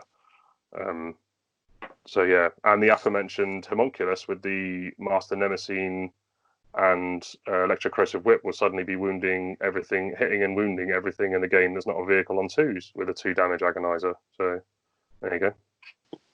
So just the last couple here. You got the obsessive collectors, which is basically the healing option for kind of like your Talos and your your Kronos. And your Grotesque. You basically, when you kill an enemy unit in combat, you can regain D3 lost wounds, which is kind of nice. And then the other one is the Master Torturers, which is the Torturer's Craft stratagem, which lets you re-roll wounds in combat. Goes from 2 CP to 1 CP. Meh. So once you've got access to the Kronos, I found that since I've been using Uran and the Kronos, I never use that stratagem, so I'm never wasting CPs. No. And I kind of find that running my Drukhari now, I don't even really need to worry about running battalions anymore, because nothing, like the army itself, has the inbuilt rerolls that I need. So you can fit more in of what you want, kind of thing. I found the custom obsessions, like the Witch Cult had it as well, didn't they? With Stimulant Innovators, where their stratagem, what is it, the Hyperstim Backlash, that goes down to 1. I don't really sort of understand its place, like why you'd really sort of want to use that. No, I agree. I don't think there's a lot of value there. So is that all the obsessions covered? I think so. Yeah. So we've gone through all the obsessions and we've gone through a lot of the relics and the combinations that you'll often see. But would someone like to talk us through actually how you'll see this on the battlefield? So what are the common detachments that you would sort of tend to see and use? You want to start on this one, seeing as you've just recently painted up a huge force of Coven? Yeah, so I use Prophets of Flesh, and because I play a lot of ITC stuff, my general ethos is that like I want to have models left on the table turn 6, and Covens is the best way of doing it. And my current army build that I'm basically trying to make work is a Prophets of Flesh spearhead with a homunculus with the Vexator mask and the Soothsayer ability to get D3 back. 3 squads of 2 Talos, all with Haywire, a big 10-man squad of Grotesques, and then an Airwing detachment of a Blackheart Razor Wings, and then a Spearhead detachment of the Blackheart Archon and Ravagers. Because my basic idea is that if you come up against like a horde army that's going to charge you, you can just send the Talos on the racks out and then just sit on objectives and just get kills all day. But if you're coming up against something like a Space Marine army that's got relatively short range but will just obliterate you, and they obviously go gangbusters on the Grotesque unit, you go, cool, I'll make them what are they called? Engineers. And you just sit in cover, out of line of sight on one objective, and unless they've got 3 Thunderfire cannons shooting twice, they're not going to kill that unit before it gets 4 points back, kind of thing. And by that time, you've probably, because what I like the idea of doing now is then keeping the planes off till turn 2, turn 3, deep striking them in, and then killing the stuff that's going to cause you trouble in the late game. And then the Ravagers do what Ravagers do. But you can spend a lot of time hiding and then just being resilient and then popping out and doing the killing later on. That's the kind of the way I'm looking at it. Yeah, solid. Yeah. Right. Yeah. I think that's like one of the more common, as I say, common. I think Talos are such a versatile unit in the Codex. They really do cover a lot of threats, and I think that's often where the go-to start point for Coven. And I think the Dark Tech Knight changes that a little bit and brings vehicles. But I think recently I've seen a lot of posts online of can you run pure Coven? And I think there's never, because of Dark Technomancer, I think there's never a better time to run pure Coven, because their one weakness was they didn't have the ranged fire support, and they needed the support from like the Carbolite detachments, like Ravagers, Razor Wings, things like that, in order to get the ranged fire support. Well, now you can bring your own ranged fire support with a Dark Technomancer detachment. So I said we talked about Reapers, we talked about Venoms, Tantalus. All those things can be used as a Dark Technomancer, and all of them have like significant firepower that can easily replace like your stereotypical Blackheart detachments. So yeah, there's never really been a better time to run a pure Coven army if that's the way you want to go. Yeah, I totally agree. Especially like if you wanted to mix and match as well. So if you want your sort of Prophets of Flesh like builds with Talos and racks and stuff, like running up the boards and taking objectives and that, you can shove them in just a Dark Techno Venom to get you there, or Raider or Tantalus or anything like that, because then you get your fire support up midway up the board, then you get your racks out and you get all of this other support, especially with homunculuses making the venoms +1 toughness. Don't forget that. And there's just so much to do. And I really, really like Reapers now, which I didn't really like. I like them with the rerolls in with Blackheart, but I think with Dark Techno they just get a bit tasty, especially with like people trying to advance up the board. Because you correct me if I'm wrong, but Reapers stop people from advancing. You have to kill a model, right? Yeah, you have to kill a model, I think, and then I'm not sure. Is it kill a model or is it just wound them? I can't remember. But yeah, if you I think it's if you do damage to them, then that unit can't advance in the following turn, which is quite good. But it's also just the huge. I mean, they're very swingy. They're a lot like the Necron Doom sides, where they is it Doom sides or Doom arcs? Doomsday Arcs. Doomsday Arcs. That's the one I'm looking for. Cheers, Paulie. But yeah, they're quite swingy. But when they swing hard, they swing really hard. Like they're shooting D6 lance shots with +1 to wound. So the strength 8, they're wounding anything that's T7 on 2s. They're wounding knights on 3s. -4 means anything that hasn't got an invulnerable save isn't getting a save. And each shot that goes through is D6 +1 damage. That's a potential of whatever 7 times 6 is, or 7 times 42 damage they can do in one shot, which is 12 wounds as well. Quite durable. Yeah, they're pretty durable. They explode on 5s as well, which is quite funny. They explode on 5s, which catches people out, causing D3 wounds to all units within 6. I think. Yeah, I think they're really good. I think we were discussing earlier in our chat group. Like I threw over a couple of lists, and Dark Tech featured heavy in them. I also think there's like I really like the look of the unkillable list. Like I honestly not sure there's an army out there that could kill it. I'm sure Joe might think of one, but like it was just literally double battalion and a vanguard of Prophets of Flesh, and you just have 3 homunculuses, Urian and Drazar as your HQs, and then you have 60 racks and 30 grotesques, like 3 squads of 10 grotesques and 6 squads of 10 racks. And I just don't think you kill it. Like the damage potential isn't like amazing, but there's 200 wounds that are T5, T6 with a 4+ invuln and a 6 up feel no pain. And you have 14 plus D3 CP to regenerate your racks with the Black Cornucopian stratagem. Like you're just gonna smother the board in bodies and take and hold objectives left, right, and center. Like I'm sure there'll be certain like Space Marine builds that could come out and just floor it, but I think you've got to build against it. Your biggest fear with that list is a Space Marine player with null zone. Yeah, They'd be like, no invulnerable save. Yeah, or Death Hex from Chaos. Yeah.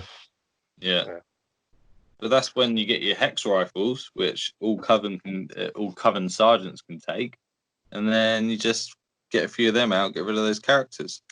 Yeah, but yeah, I think Covens are in a really strong place, like competitively. I think their only downside is they're probably the more expensive options model-wise in order to get into, because you're looking at Talos are what, like 30 quid each, 50 maybe.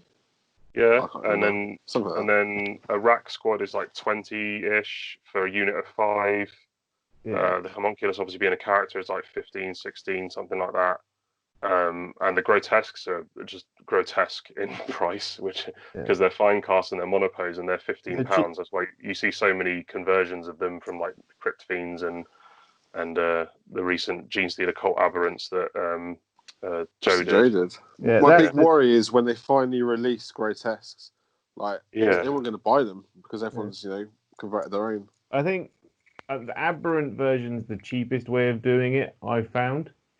Just because you get 5 models instead of 3, in comparison to the crypt ones. The other one that you could look at maybe Wolfen. Yeah. If you want to do the Space Marine one, but the Wolfen boxes are well expensive as well. Do you know what you mentioned them earlier? Is it Val Gorback? Yeah, the Gal Vorback. Yeah, that's the one. Get get my spelling wrong. I think they make some really interesting conversions. I'm really tempted to do that. You could do like different sort of Space Marine chapters, how they've been going around capturing them all, and obviously like your Space Wolf one could be, obviously a bit Wolfen, but your Raven Guard could be avian style. Your Blood Angel could be a shimmering vampire. I think there's lots of ideas. there. I mean, going back to the lore, like grotesques are basically like the lobotomized guardians of the homunculi, and they are usually people or creatures that have offended or annoyed a homunculi in a certain way, so they make them their slave for the rest of time and turn them into these giant hulking monsters. Was it the 7th edition codex that had the Tau ones in it? Yeah.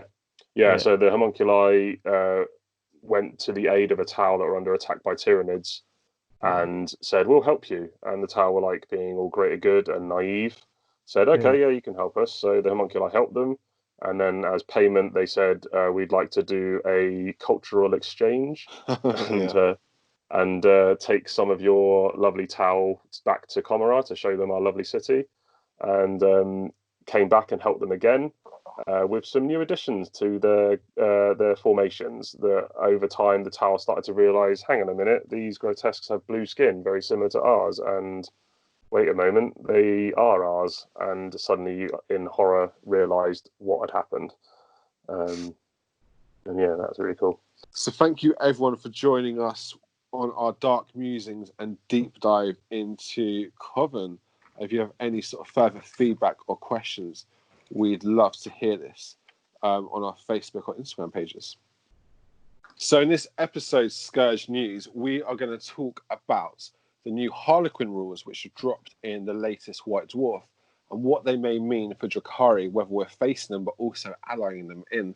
And also we are going to talk about the Silent King's re-emergence into Warhammer 40,000, what this is going to mean for the game, and whether there might be a new addition on the horizon. Let's talk about the Harlequins. They are incredible. like truly good. Like it's not like the actual quantity of stuff they got isn't very much, but everything they got was really, really good. Yeah, and I think it buffs them as a standalone faction, but it also really brings into play bringing in some Harlequins into your Dark Elder force, and they slot in really nicely. And what the Harlequins need more than ever is CP to use their simply incredible stratagems and relics on, and Dark Elder can give that to them because, relatively speaking, they're easy to get CP on. They're easy to fit battalions in, and you don't need to spend a lot of CP in a Dark Elder force unless you're spamming Agents of Vect for some reason. So they've got 9 new stratagems, which all seem pretty good, and also some really good relics. But they also got a new rule mechanic in pivotal roles. Joe, do you want to go through that? So yeah, the pivotal roles essentially replace special abilities that the Harlequins already have. So, for instance, on the Troop Master, his ability gives a re-roll to wounds to nearby units, and you can replace that with a new ability. I don't have them in front of me. Or the Shadow Seer, hers is -1 to wound. That's like her inbuilt native ability, and you can now replace that to give is it a feel no pain bubble? No, there's everything counts as in cover. There's -1 attack, and there's the old, for Dark Elder veterans out there, the original Night Shields rule where you increase the range of shooting attacks by 6 inches when targeting a Harlequin's unit within 6 inches of her, which is so good. Because really, really good. So if you're charging a Salamander's army with their 8-inch range flamers, their flamers only have a 2-inch range. No, yeah, basically, yeah, essentially, because they need to be, they need to be within 2 inches of you in order to shoot you. Yeah. So and like the there's one which gives the Death Jester Tesla on his gun, which is amazing. It's better than Tesla because it's any hit. It's not just hits of sixes. It's any hits cause 2 additional hits. Like, yeah. So with his Shrieker cannon on its basic profile, hit because he hits on 2s, he's essentially getting 9 shots a turn, and he can target characters as well. Or the Solitaire, which is one of my favorite Eldar models. You can give him an inbuilt native -1 to be hit, which is incredible. There's some disgusting combos there, right? Oh, it's disgusting. So my favorite relic for him is the Suit of Hidden Knives. So any roll of a 6 to hit him, it's any roll of a 1 to hit him, automatically does. You roll a dice, and on a 2+, you do a mortal wound to that unit, right? So if you lightning fast so with that -1, that happens on a 2. If you lightning fast reflex, it happens on a 3. And then there's 2 psychic powers which give him a -1 to be hit, and a unit hitting him -1 to be hit. So you've got 1, 2, 3, 4, 5. So anything other than a 6 to hit him, you roll a dice, and on a 2+, that unit takes mortal wounds, which also means like you could charge him into a 20-30 man unit of boys. They can't actually hit him, but because the rules state that they have to roll to hit, and each boy gets like 4 attacks. So as long as there's enough that you can base, those 4 or 5 boys that are touching him will kill a 10 of their own. And plus all the boys that are within an inch of those boys. Yeah. So they can't. So they technically just kill themselves. Which is hilarious. Which is amazing. So yeah, those new abilities are great, especially for Harlequins who don't have a huge amount of choice in characters and units within their army. So, like the max amount of characters you can have is 3 Troop Masters, 3 Shadow Seers, 3 Death Jesters, and a Solitaire. That's all of your characters. And if you're running a pure army and you want to run double battalion, you're going to have a lot of characters all doing the same thing. So these new abilities kind of take away the excess and give you new stuff in return. So it is a great addition to them.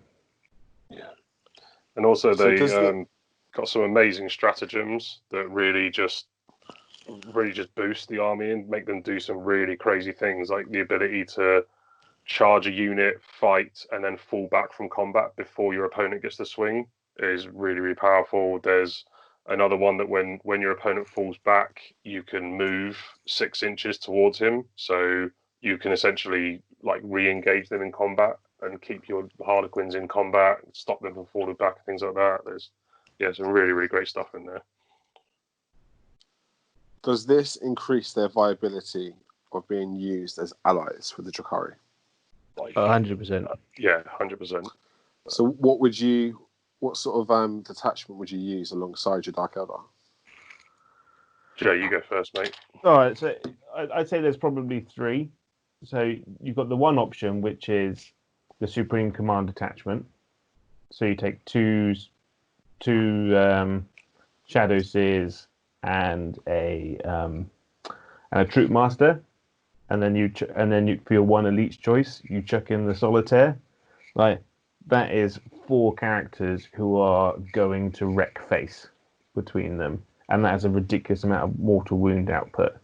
Because they can all support each other. There's a stratagem which allows you to pick up a Troop Master, a Shadow Seer, and a Solitaire, and then redeploy them anywhere on the table, 9 inches away from your opponent. And then you can just sling abilities at them. Or the other one, which I kind of prefer, is the Patrol. You take a Shadow Seer, a 10-man troop unit, all with caresses, and that gives them strength 5 -2 damage 1, and they've got 4 attacks each, and then the Solitaire for the funds. Or you can chuck in 1 or 2 Death Jesters, which are amazing for killing enemy characters, which we really struggle with. And then the other one, for just fun, is outright detachment, 1 Shadow Seer, 1 Solitaire, 18 bikes with all the mortal wounds. Because that new stratagem, which is 2 CP, you pick a unit and you add +1 to damage to their close combat attacks, which means that those Zephyr Glaives are now doing flat 3 damage, which is nasty. Yeah. Really nasty. good. There's also the I think as another detachment, I'm really keen to try Vanguard detachment with Shadowseer, Solitaire, and 2 Death Jesters. I think it's like 300 points, and can slot into it, and you can even do a mixed detachment with that because you don't really need the mask abilities. But I think if you're running it alongside, say, I've been running a Prophets of Flesh battalion backed by Blackheart and usually Witches, but you could swap out, say, the Witches for the Harlequin Vanguard, and having a Shadowseer with the -1 attack aura is really powerful, and also she can pump out a lot of mortal wounds herself.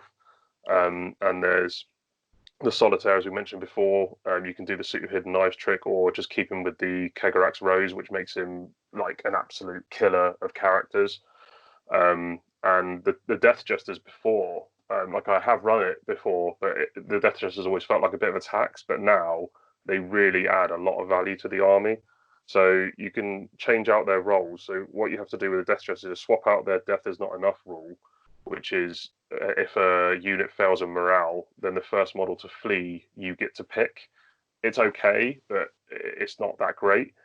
But the 2 ones they can get, which is the aforementioned Tesla rule, is really, really powerful. But the one that really, really stuck to me was, I think it's called Humbling Cruelty or something like that.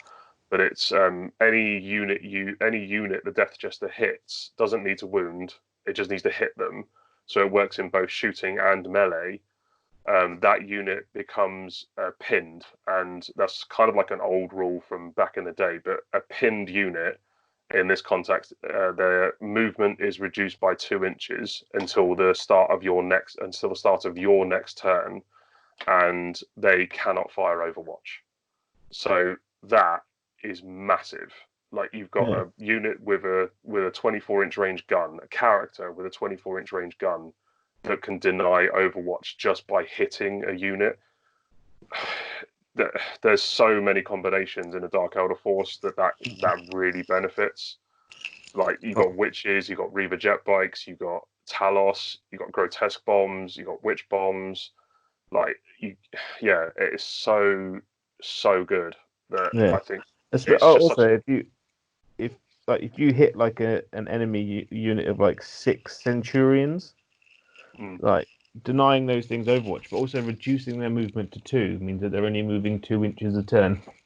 Which means they also can't fall back from you because they need to move more than 1 inch away from you. And if they're only moving 2, they can't move more than 1 inch. So because you base them, so they'll never be over 1 inch away. So they can't fall back, which is quite funny. And that also combines as well. If you did want to bring a unit of Harlequin troops in, which you can do with the Vanguard, or if you're running the patrol, so you can -2 inches their movement with the Death Jester. Then if that unit does want to fall back, you can use the 1 CP stratagem to move your Harlequin troops unit 6 inches after they fall back. So unless that unit that falls back has got a base movement of 9 or higher, they just won't be able to get away because they'll move back however many inches they can, -2, and then your Harlequins move 6 forward and just tag them again. So very, very powerful. Depending what mask you take, you can pay, I think it's either 1 or 2 CP, and they can't be overwatched either. Yeah, it's the Silent Shroud one. Yeah, and then you could give your Solitaire the Star Mist Remnant, and then you've got 3 ways of denying Overwatch in that 1 detachment. That's very good. Yeah, and then you take a Prophets of Flesh detachment, you have the Vexator mask, and suddenly Tau crazy Overwatch shenanigans don't matter. like at all, Yeah. because you're just denying Overwatch to basically their whole army. Yeah. There's quite a cool stratagem, isn't there, where you can boost an Eldara unit, which doesn't necessarily have to be Harlequins, so you can give it to one of your Oh Drukhari. yeah, forgot about that. Yeah, so Called Mythic Roll. So you use the stratagem before the battle, and if your army includes a Shadow Seer, select one Eldara unit from your army. Each time that unit is chosen to shoot or fight, you can reroll one hit roll or the wound roll for those attacks, which obviously you can only use the stratagem once. But there are lots of different options. I think, George, you had a good idea for this one, didn't you? just Draz straight away. Yeah, Like, Drazar. Drazar with rerolls is crazy. Like he's already, like I think we'll talk about him in another episode, how he's basically an auto take. Yeah. But he is such a powerhouse anyway. But there are those moments when you do roll poorly. But to give him a reroll hit, basically salamander rerolls for 1 CP for the whole game is crazy. Like, and also he benefits it from even more because it's every time he fights. So when he charges, he fights twice, but each time he fights is a separate fight. So he gets the reroll in both times he swings. So yeah, so very, very good. For 1 CP, if you're taking a Harlequin's attachment, I think it's a no-brainer. I'd instantly put that on Draz. And it feels fluffy as well, because who knows what Draz is up to. Right, so. Yeah. What about a Dark Technodom Reaper, maybe? Yeah, to give it that extra sort of rerolls. Yeah, That'd be nice. What about Harlequins then on the opposing side? So do you think they're going to see a bit of a resurgence in the meta? Are they going to become, a bit more tricky to face, and are you going to become more likely to face them? Oh, I think they're going to be, they're going to be everywhere, and to fight against them as Drukhari is going to be an uphill struggle, because there's so much -1 to hit within that army. It really causes trouble for us, because then everything is hitting on 4s. All those talents that we brought to the table, they're hitting on 5s, which is a nightmare. And also those Shadow Seers doing -1 to wound means that all of that poison weapons are now wounding on 5s. And that, like, and then combine that with their 4-up invuns. So even if you eventually get some stuff through, they can just shrug it off. And they have. I think Harlequins are going to be a tough matchup for Dark Elder, but I do think they make Witches more viable, because, as I said before, Witches limiting your opponent's options, and one of the strengths of Harlequins is being able to fall back and do whatever they want.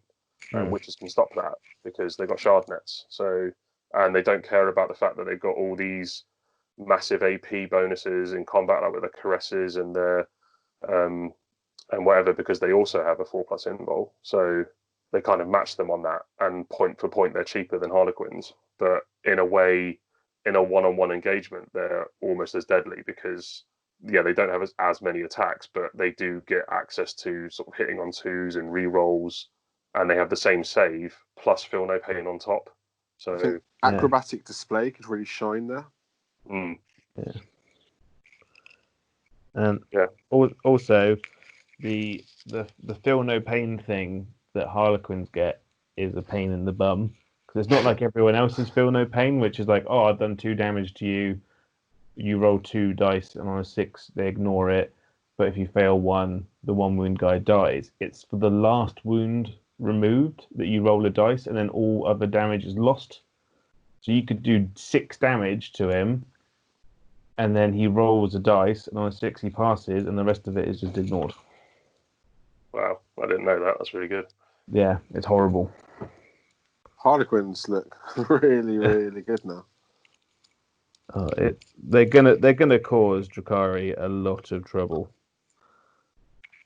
So it's one to watch out for. Okay. I disagree. I'm going to smash him. Yeah. Moving on to the second part of Scourge news. Very recently, the Silent King and his possible re-emergence was teased in a video by Games Workshop. We're going to find out more on May the 23rd. But Dom, you were very excited by this video. Oh yeah, they released a video, and it's basically just like artwork of old sort of Necron sort of like tomb artwork, where they tell the story of this like beloved like leader who sacrificed their like mortal bodies for basically the betterment of their race, and they sailed into the like lightless void as this new kind of like powerful like race to defeat the old ones. I'm very excited by this because we were talking earlier in our private chat, and this Silent King he is a Xenos Primarch. He really is. He is a huge character to our story, and especially with the build up to ninth, you could see Necrons becoming almost like one of the favored armies on the board, where you have all of these new units, because some of the artwork were these big like butch like human like figures, like Necron like power swords that and it's just super exciting to see this sort of stuff, especially with all of the psychic awakening happening, and we're all thinking, oh, Fulgrim's coming, oh, Russ is coming, oh, all of these like Imperial and Chaos Primarchs, but in the end, turns out that it's it's the Necrons and the Xenos getting a bit of love, which I think we all deserve a bit of love, to be honest. Yeah. Agree. Yeah, I think I have to not completely disagree, but like in the comparison of power level, I mean, story wise, I think the Silent King, the only real rival he has power wise is like the Emperor, dare I say it, because this guy has complete 100% control over the Necron race, like the entire Necron race. He literally destroyed gods. He defeated the old ones and then shattered the Catan. Like that, there's nothing that compares to that in lore. Like that would be the equivalent of the Emperor actually achieving what he wanted to achieve and defeating the Dark Gods. Like he's done this already, and then he severed his command protocols and left into the void to see what was there, and found the horror that was the Tyranids. So like I think this guy returning is like the biggest thing to happen to 40k, definitely since Gilliman resurrecting, but it's I would argue that it's bigger. Like he's more of a powerhouse than that. Like, And Necrons have shown that they're in like every big story going on at the moment. Mhm. Like they were there at the fall of Cadia, and they were there at Baal, and they've been on Terror, helping out kind of stuff. They're all kind of emerging and helping out in ways, and then kind of running away. But they've got this really like deep connection with the Blackstone, which is like at the core of the kind of story at the moment, and like an Abaddon in control of it is then slowly taking over the universe, kind of thing. So I'd like to see like the Necrons turn up, kind of be the thing that helps defeat Abaddon and push him back, but then ultimately become the new big bad, as it were. And If the Silent King was to return, what do you think it would mean for the Drukhari? I'm not sure. I hate to say it, but I'm not sure they interact much with it, because like the Necrons are 100% in like the material realm, and obviously the Dark Elder are in the webway. So I'm not sure. I mean, I'd be interested to see what GW do with that, and what the writers of Black Library do with that, if there is any interaction. But yeah, like I know that narrative-wise, Vect is aware of the Necron race, because there was a lovely short story called A Torturer's Tale, where he hinted at like he was talking to a human captive, and he said, "Oh, you humans are just idiots blundering around, waking up ancient enemies," which is obviously a reference to the Necron. So we know that Vect is aware of the Necron race, but we don't have a lot of stories of them interacting with the Necrons, because I don't think they make the best of slaves, because they don't feel pain or have souls. But it might mean something, because like obviously there's a whole cast of Harlequins that their sole purpose is fighting Necrons, and they have all the stuff. So there might be something that the Harlequins draw the other Eldar races into. Yeah, like they have to unify in order to stop this, like because they know what the Necrons are capable of. Yeah. Like just to put it into context as well, like there was a really old story that always stuck with me as just to how powerful the Necrons are. They had the Imperials I can't remember what book it was, but the Imperials found a world where they found a map of all the stars in the galaxy, and one of the people that found it accidentally turned one of the stars off, and that star exploded in real space. Like, so, yeah, like they had a map of the whole galaxy, and they accidentally turned a sun off, and in real space that sun actually exploded. So to get to that level of technology and that level of control over the material world, like these guys are top. Like there's no technology that compares to that in any other race. There's there are some really good background books for like Necrons, in like story wise. So you've got there's a great book which is called Dead Men Walking, which is Death Corps of Krieg versus Necrons, where it's basically two emotionless, dead inside armies fighting each other over a hive, which is amazing. And the other one is the New Belisarius Call book, which has got Necrons in it, Cool. where they're fighting over the sides of the Emperor's homeworld. And that's got Necrons on it. I won't spoil it for people, but it gets nasty. It doesn't end up good. Or if there's the Damnos. Yeah, they're good. Damnos Crusade books was really good, but a bit mad. The writer went a little bit mental when he described Marnia's Calgar picking up one of their Doomsday, the big pylons, and then using it to kill other Necron monoliths with it by just swinging it around.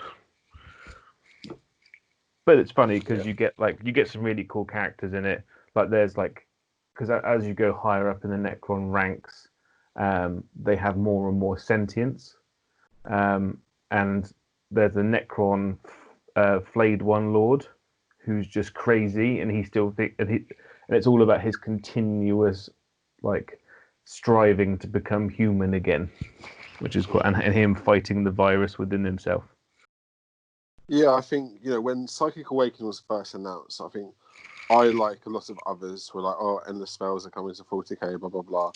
But I think it's a lot more abstract itself, in the sense of how the Gathering Storm was, that storm, what actually happened to set off, I can never call it. What's it called? The Cicatrix Maledictum. I'm so glad you're here, George.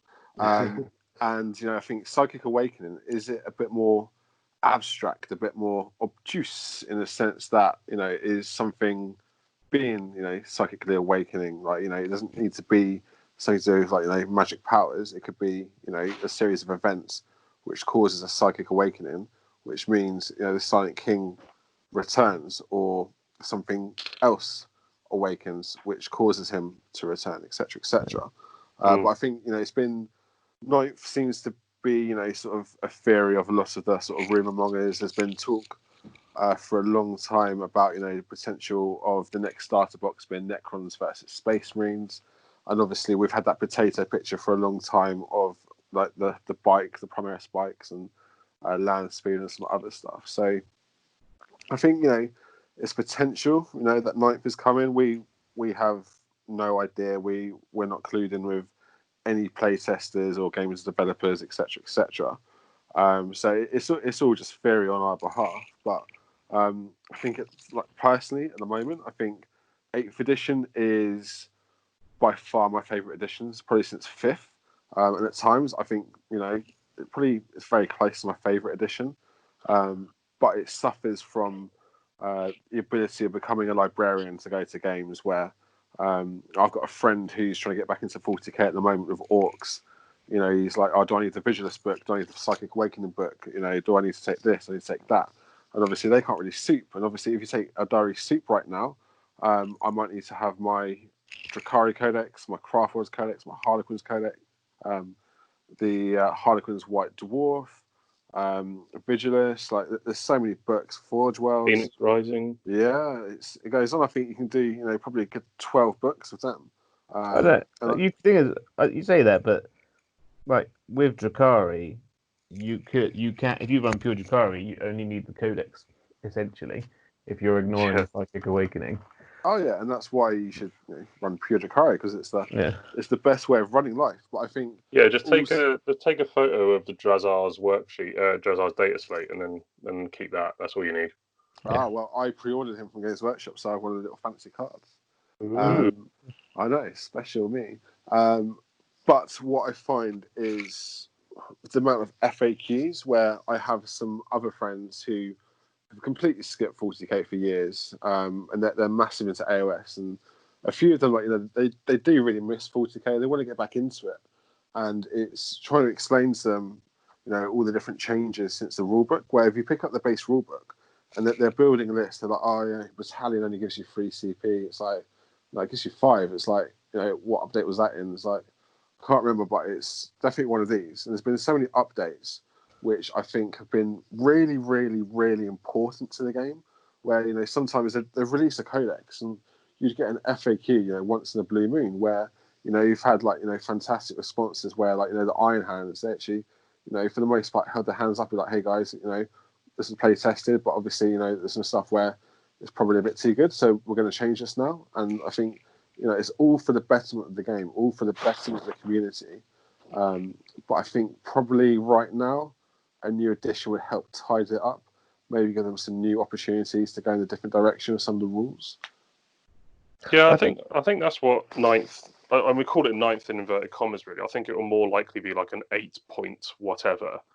Because I think the core rules of 8th edition are really solid, and I think if they could just bring out that rule set and bring in all the erratas and the FAQs they've done on the core rules into that one book, and then have the opportunity to change some things in that, like me and Don were just talking, like we really think they'll alter the fly keyword, because that's easily the most powerful keyword in the game. I'm not sure what they'd alter it to, but I do think that will get changed in some way, because it is just so powerful. But yeah, I'm not expecting like a complete change in the rules similar to when 8th came. It was so different to 7th. It felt like a completely different game, and I don't see GW doing that, because the 8th edition rule set is inherently really balanced. There's just been so much change in it that I think they need to incorporate that into a singular edition of the rules. Yeah. Is there anything that you'd like to see change, like, possibly only subtly, which would impact Drukhari in a positive or negative manner? I would like to see some sort of detriment or negative to falling back. Like, so I'd like it almost to be a roll off. Like I know obviously we've got the witches sweeping advance.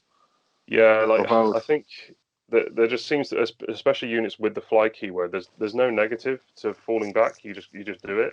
And D3 mortal wounds every time you fall back. I mean, I remember me and my mate Paddy were talking about it back when they were teasing 8th edition, and we remember them doing a Warhammer community post where they talked about the movement phase and how units will be able to just fall back from combat.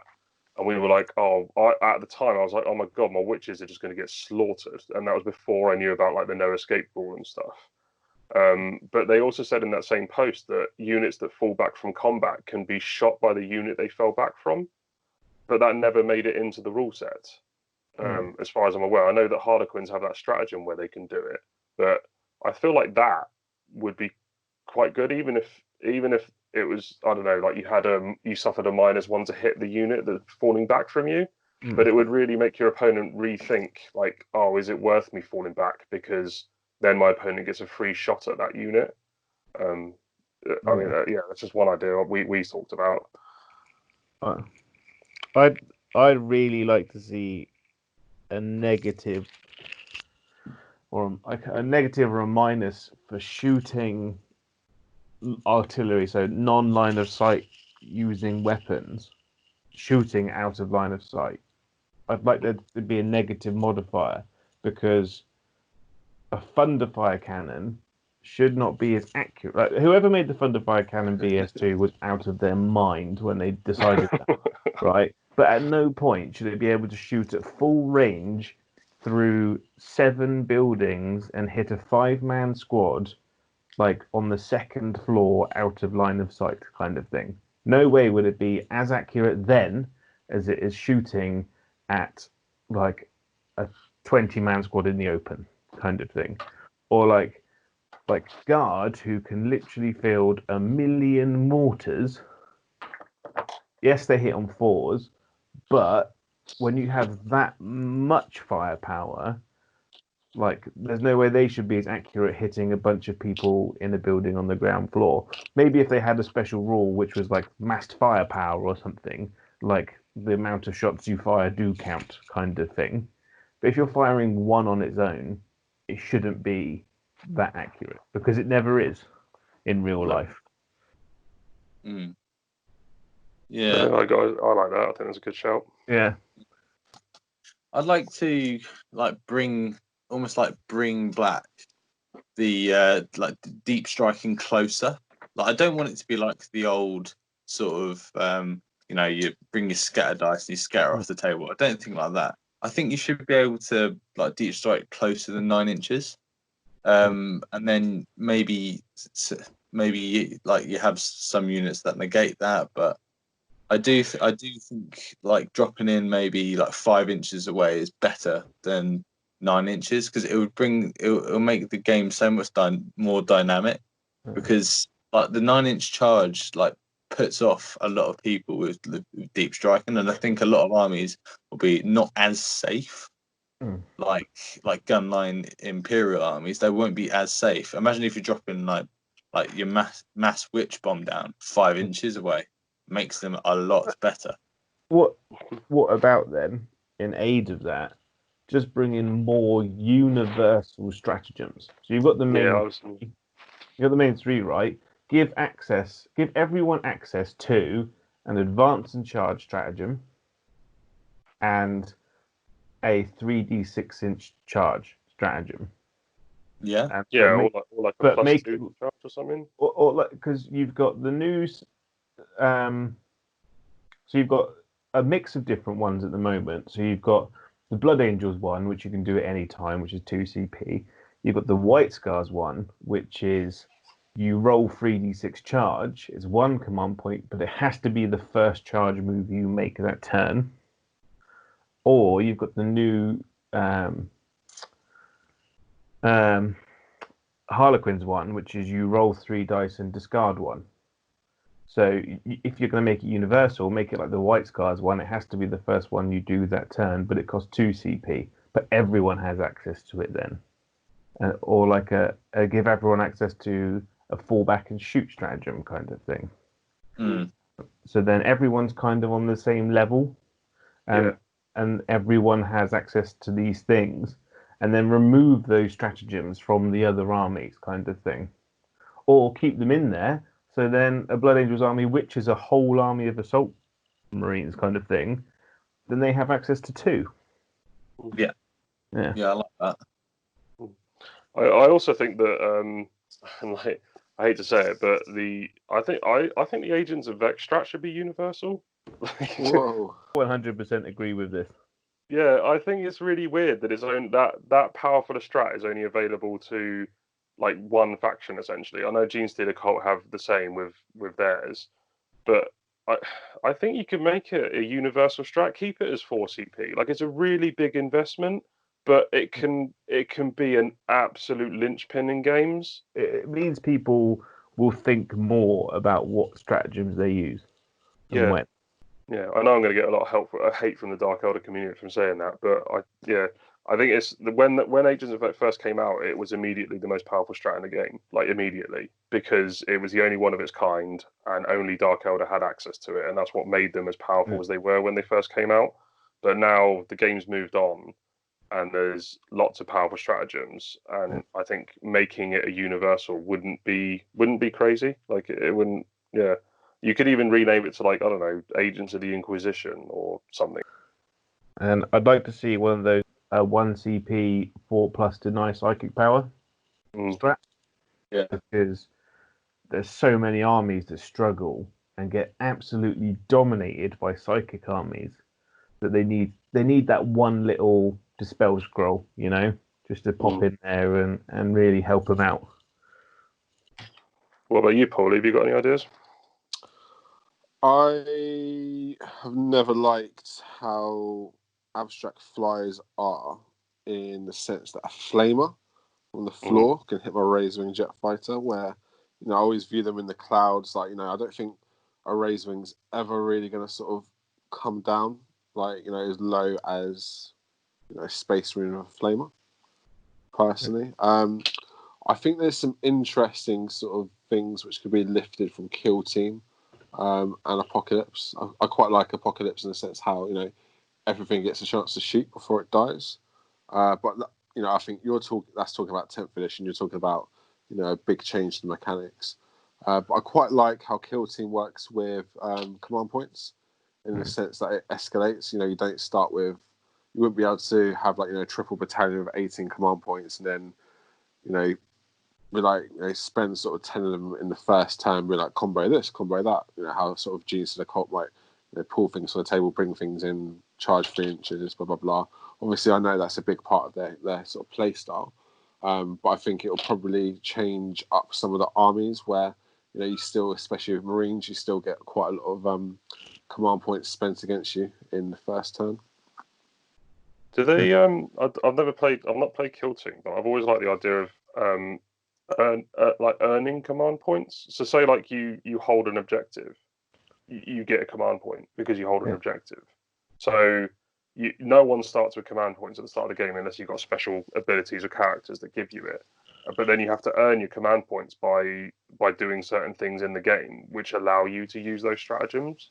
Like, Right. I've always quite liked that idea, but That's cool, because I know in Kill Team you start off with none, and then at the start of the turn you get 1 command point. But if your HQ is still on the table, you get an additional 1, so you get 2 a turn.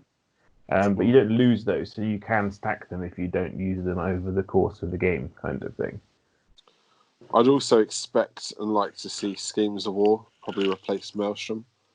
In the sense, I think in terms of a competitive style, I think it definitely suits the game a lot more. I think my main issue with 40k, which is, I say issue for myself, I think a lot of people maybe enjoy the variety, but for myself, and especially explaining to other people, trying to get into the game, where there's so many different ways to play 40k, which is fantastic as well, because I'm not someone who partakes much in narrative games or open play games, and maybe I should look to do that more often with friends. But I do, I don't get too many chances to play, and most of my games are at events. But what I struggle, especially explaining to people, is there's so many sort of ways to play 40k. Maybe we're very lucky with that, and potentially, sort of the reason why that happened is, I think sometimes 6th leading into 7th probably wasn't one of the best times for 40k, and I think they needed to try and change the game slightly from an independent point of view. So, you have ITC, which is now, it was, for myself, always felt like in a very American style of playing, whereas in the last 2 years, especially going back to 2019, it really sort of took foot in the UK and became the most prominent system, I'd say, to play. And then a system that's been very popular for a long time has been the ETC style. So, and there's lots of different varieties of it as well, where you'll play an Eternal War mission, but it'll be coupled with a Maelstrom mission. And then sometimes the Maelstrom, there'll be like a custom Maelstrom deck. Sometimes there'll be like a kill point differential. So kill points is always like another mission in there. And then it's just, sometimes it'll be a 20-0 system. Sometimes it'll be the max amount of points. And obviously you'll go to a Games Workshop heat, and they'll play, just Eternal War, where it's never always quite balanced. And also the points values change quite a lot. Whereas I get quite jealous of, my friends who play AOS, which I can't quite get into. and they just play the missions from the General's Handbook, and it's simple as that. And they just play 1 points value where I'm writing rules for 1750 and 2000 and sometimes 1800s. I find it not difficult, but I'd really like to be able to try and settle on one style of playing and just hone myself on what we kind of need then is GW to do, which they have done for Age of Sigmar and they've done for Kill Team. I think they've done for Warcry as well and Shadespire. Is release a competition rules pack kind of book, because they released the the official Kill Team competitive box set with rules on what missions you have to run, how to run an event, kind of how to resolve disputes, kind of stuff, like player accountability, all that kind of stuff. But I think Games Workshop and the guys at Frontline need to get together and create one pack that everyone goes by. Yeah, and you can really see how the ITC began to influence future missions and for 40k. Yeah, and a lot of the big FAQs and chapter approved, all that is influenced by these massive tournaments that happen all over the world. Okay, it's not all influenced, but it's mainly influenced by this stuff, and they're using a completely different rule set to the one that GW has even released. Yeah. So what we need is for them to get together and be like, this is the one we work by, that is it. And then everyone's on the same page. And also get rid of either open play or the narrative one or the power level stuff. Because by having lots and lots of different ways to play, GW is increasing their workload on what they have to do. Knock one on the head, reduce that amount of work, and then put that resource into somewhere else. I think it's so true in the sense of I think there's an anecdote which may or may not be true for Talos, but obviously Talos for a long time really sort of reigned supreme when they came out, especially in 2018. And they were still really, really good in sort of Eternal War and sort of ETC style, where you'd mix Eternal War with Maelstrom. And over in the States, they're fantastic in ITC, and then Gangbusters and Big Game Hunter, they sort of changed, so they both affected Talos. And so competitive Drukhari lists in the ITC never saw Talos come back into it. And I think they saw a lot more use from grotesques. And obviously, I think a lot of the players use ITC quite a lot. So, I think that you could allege that it definitely skews some of the feedback that comes back, where you may have UK playtesters saying, hey, Talos are really good, whereas in the States, now, Talos are fine, they're balanced. I think there's almost a weird sort of paradox that happens from that. Yeah, I think I agree. I think having one sort of competitive mission pack across the globe would make a huge difference to make it a lot easier to balance the game. And those stratagems that we were talking about, chuck those in that because that's what they did for Kill Team. You've got normal stratagems, but they've thrown in some more universal stratagems for everyone to use to make it more balanced. And they do that anyway with their narrative missions. All the narrative missions usually have a few unique stratagems that you can only use in that mission. Yeah. So if you have a competitive mission pack, you can add extra universal stratagems that then everyone has access to if they're playing that competitive format. Yeah. Also, another one I'd like to see. Has anyone here played Heresy? No. Yeah. So you have rights of war. Each army's got a right of war. They have access to different ones. So you have the standard brigade, battalion, patrol kind of loadout, which everyone can have, or you can have acts of war, which is a specific detachment for that army. So there's a Emperor's Children one where you replace all of your troops with noise marines kind of thing. But there's ones where you can take extra heavy support, but you cannot take any fast attack kind of thing. Or you can take extra troops in this army, but they all have to be in transports. And then you get this bonus, this bonus, this bonus, and then you get this negative, and this negative.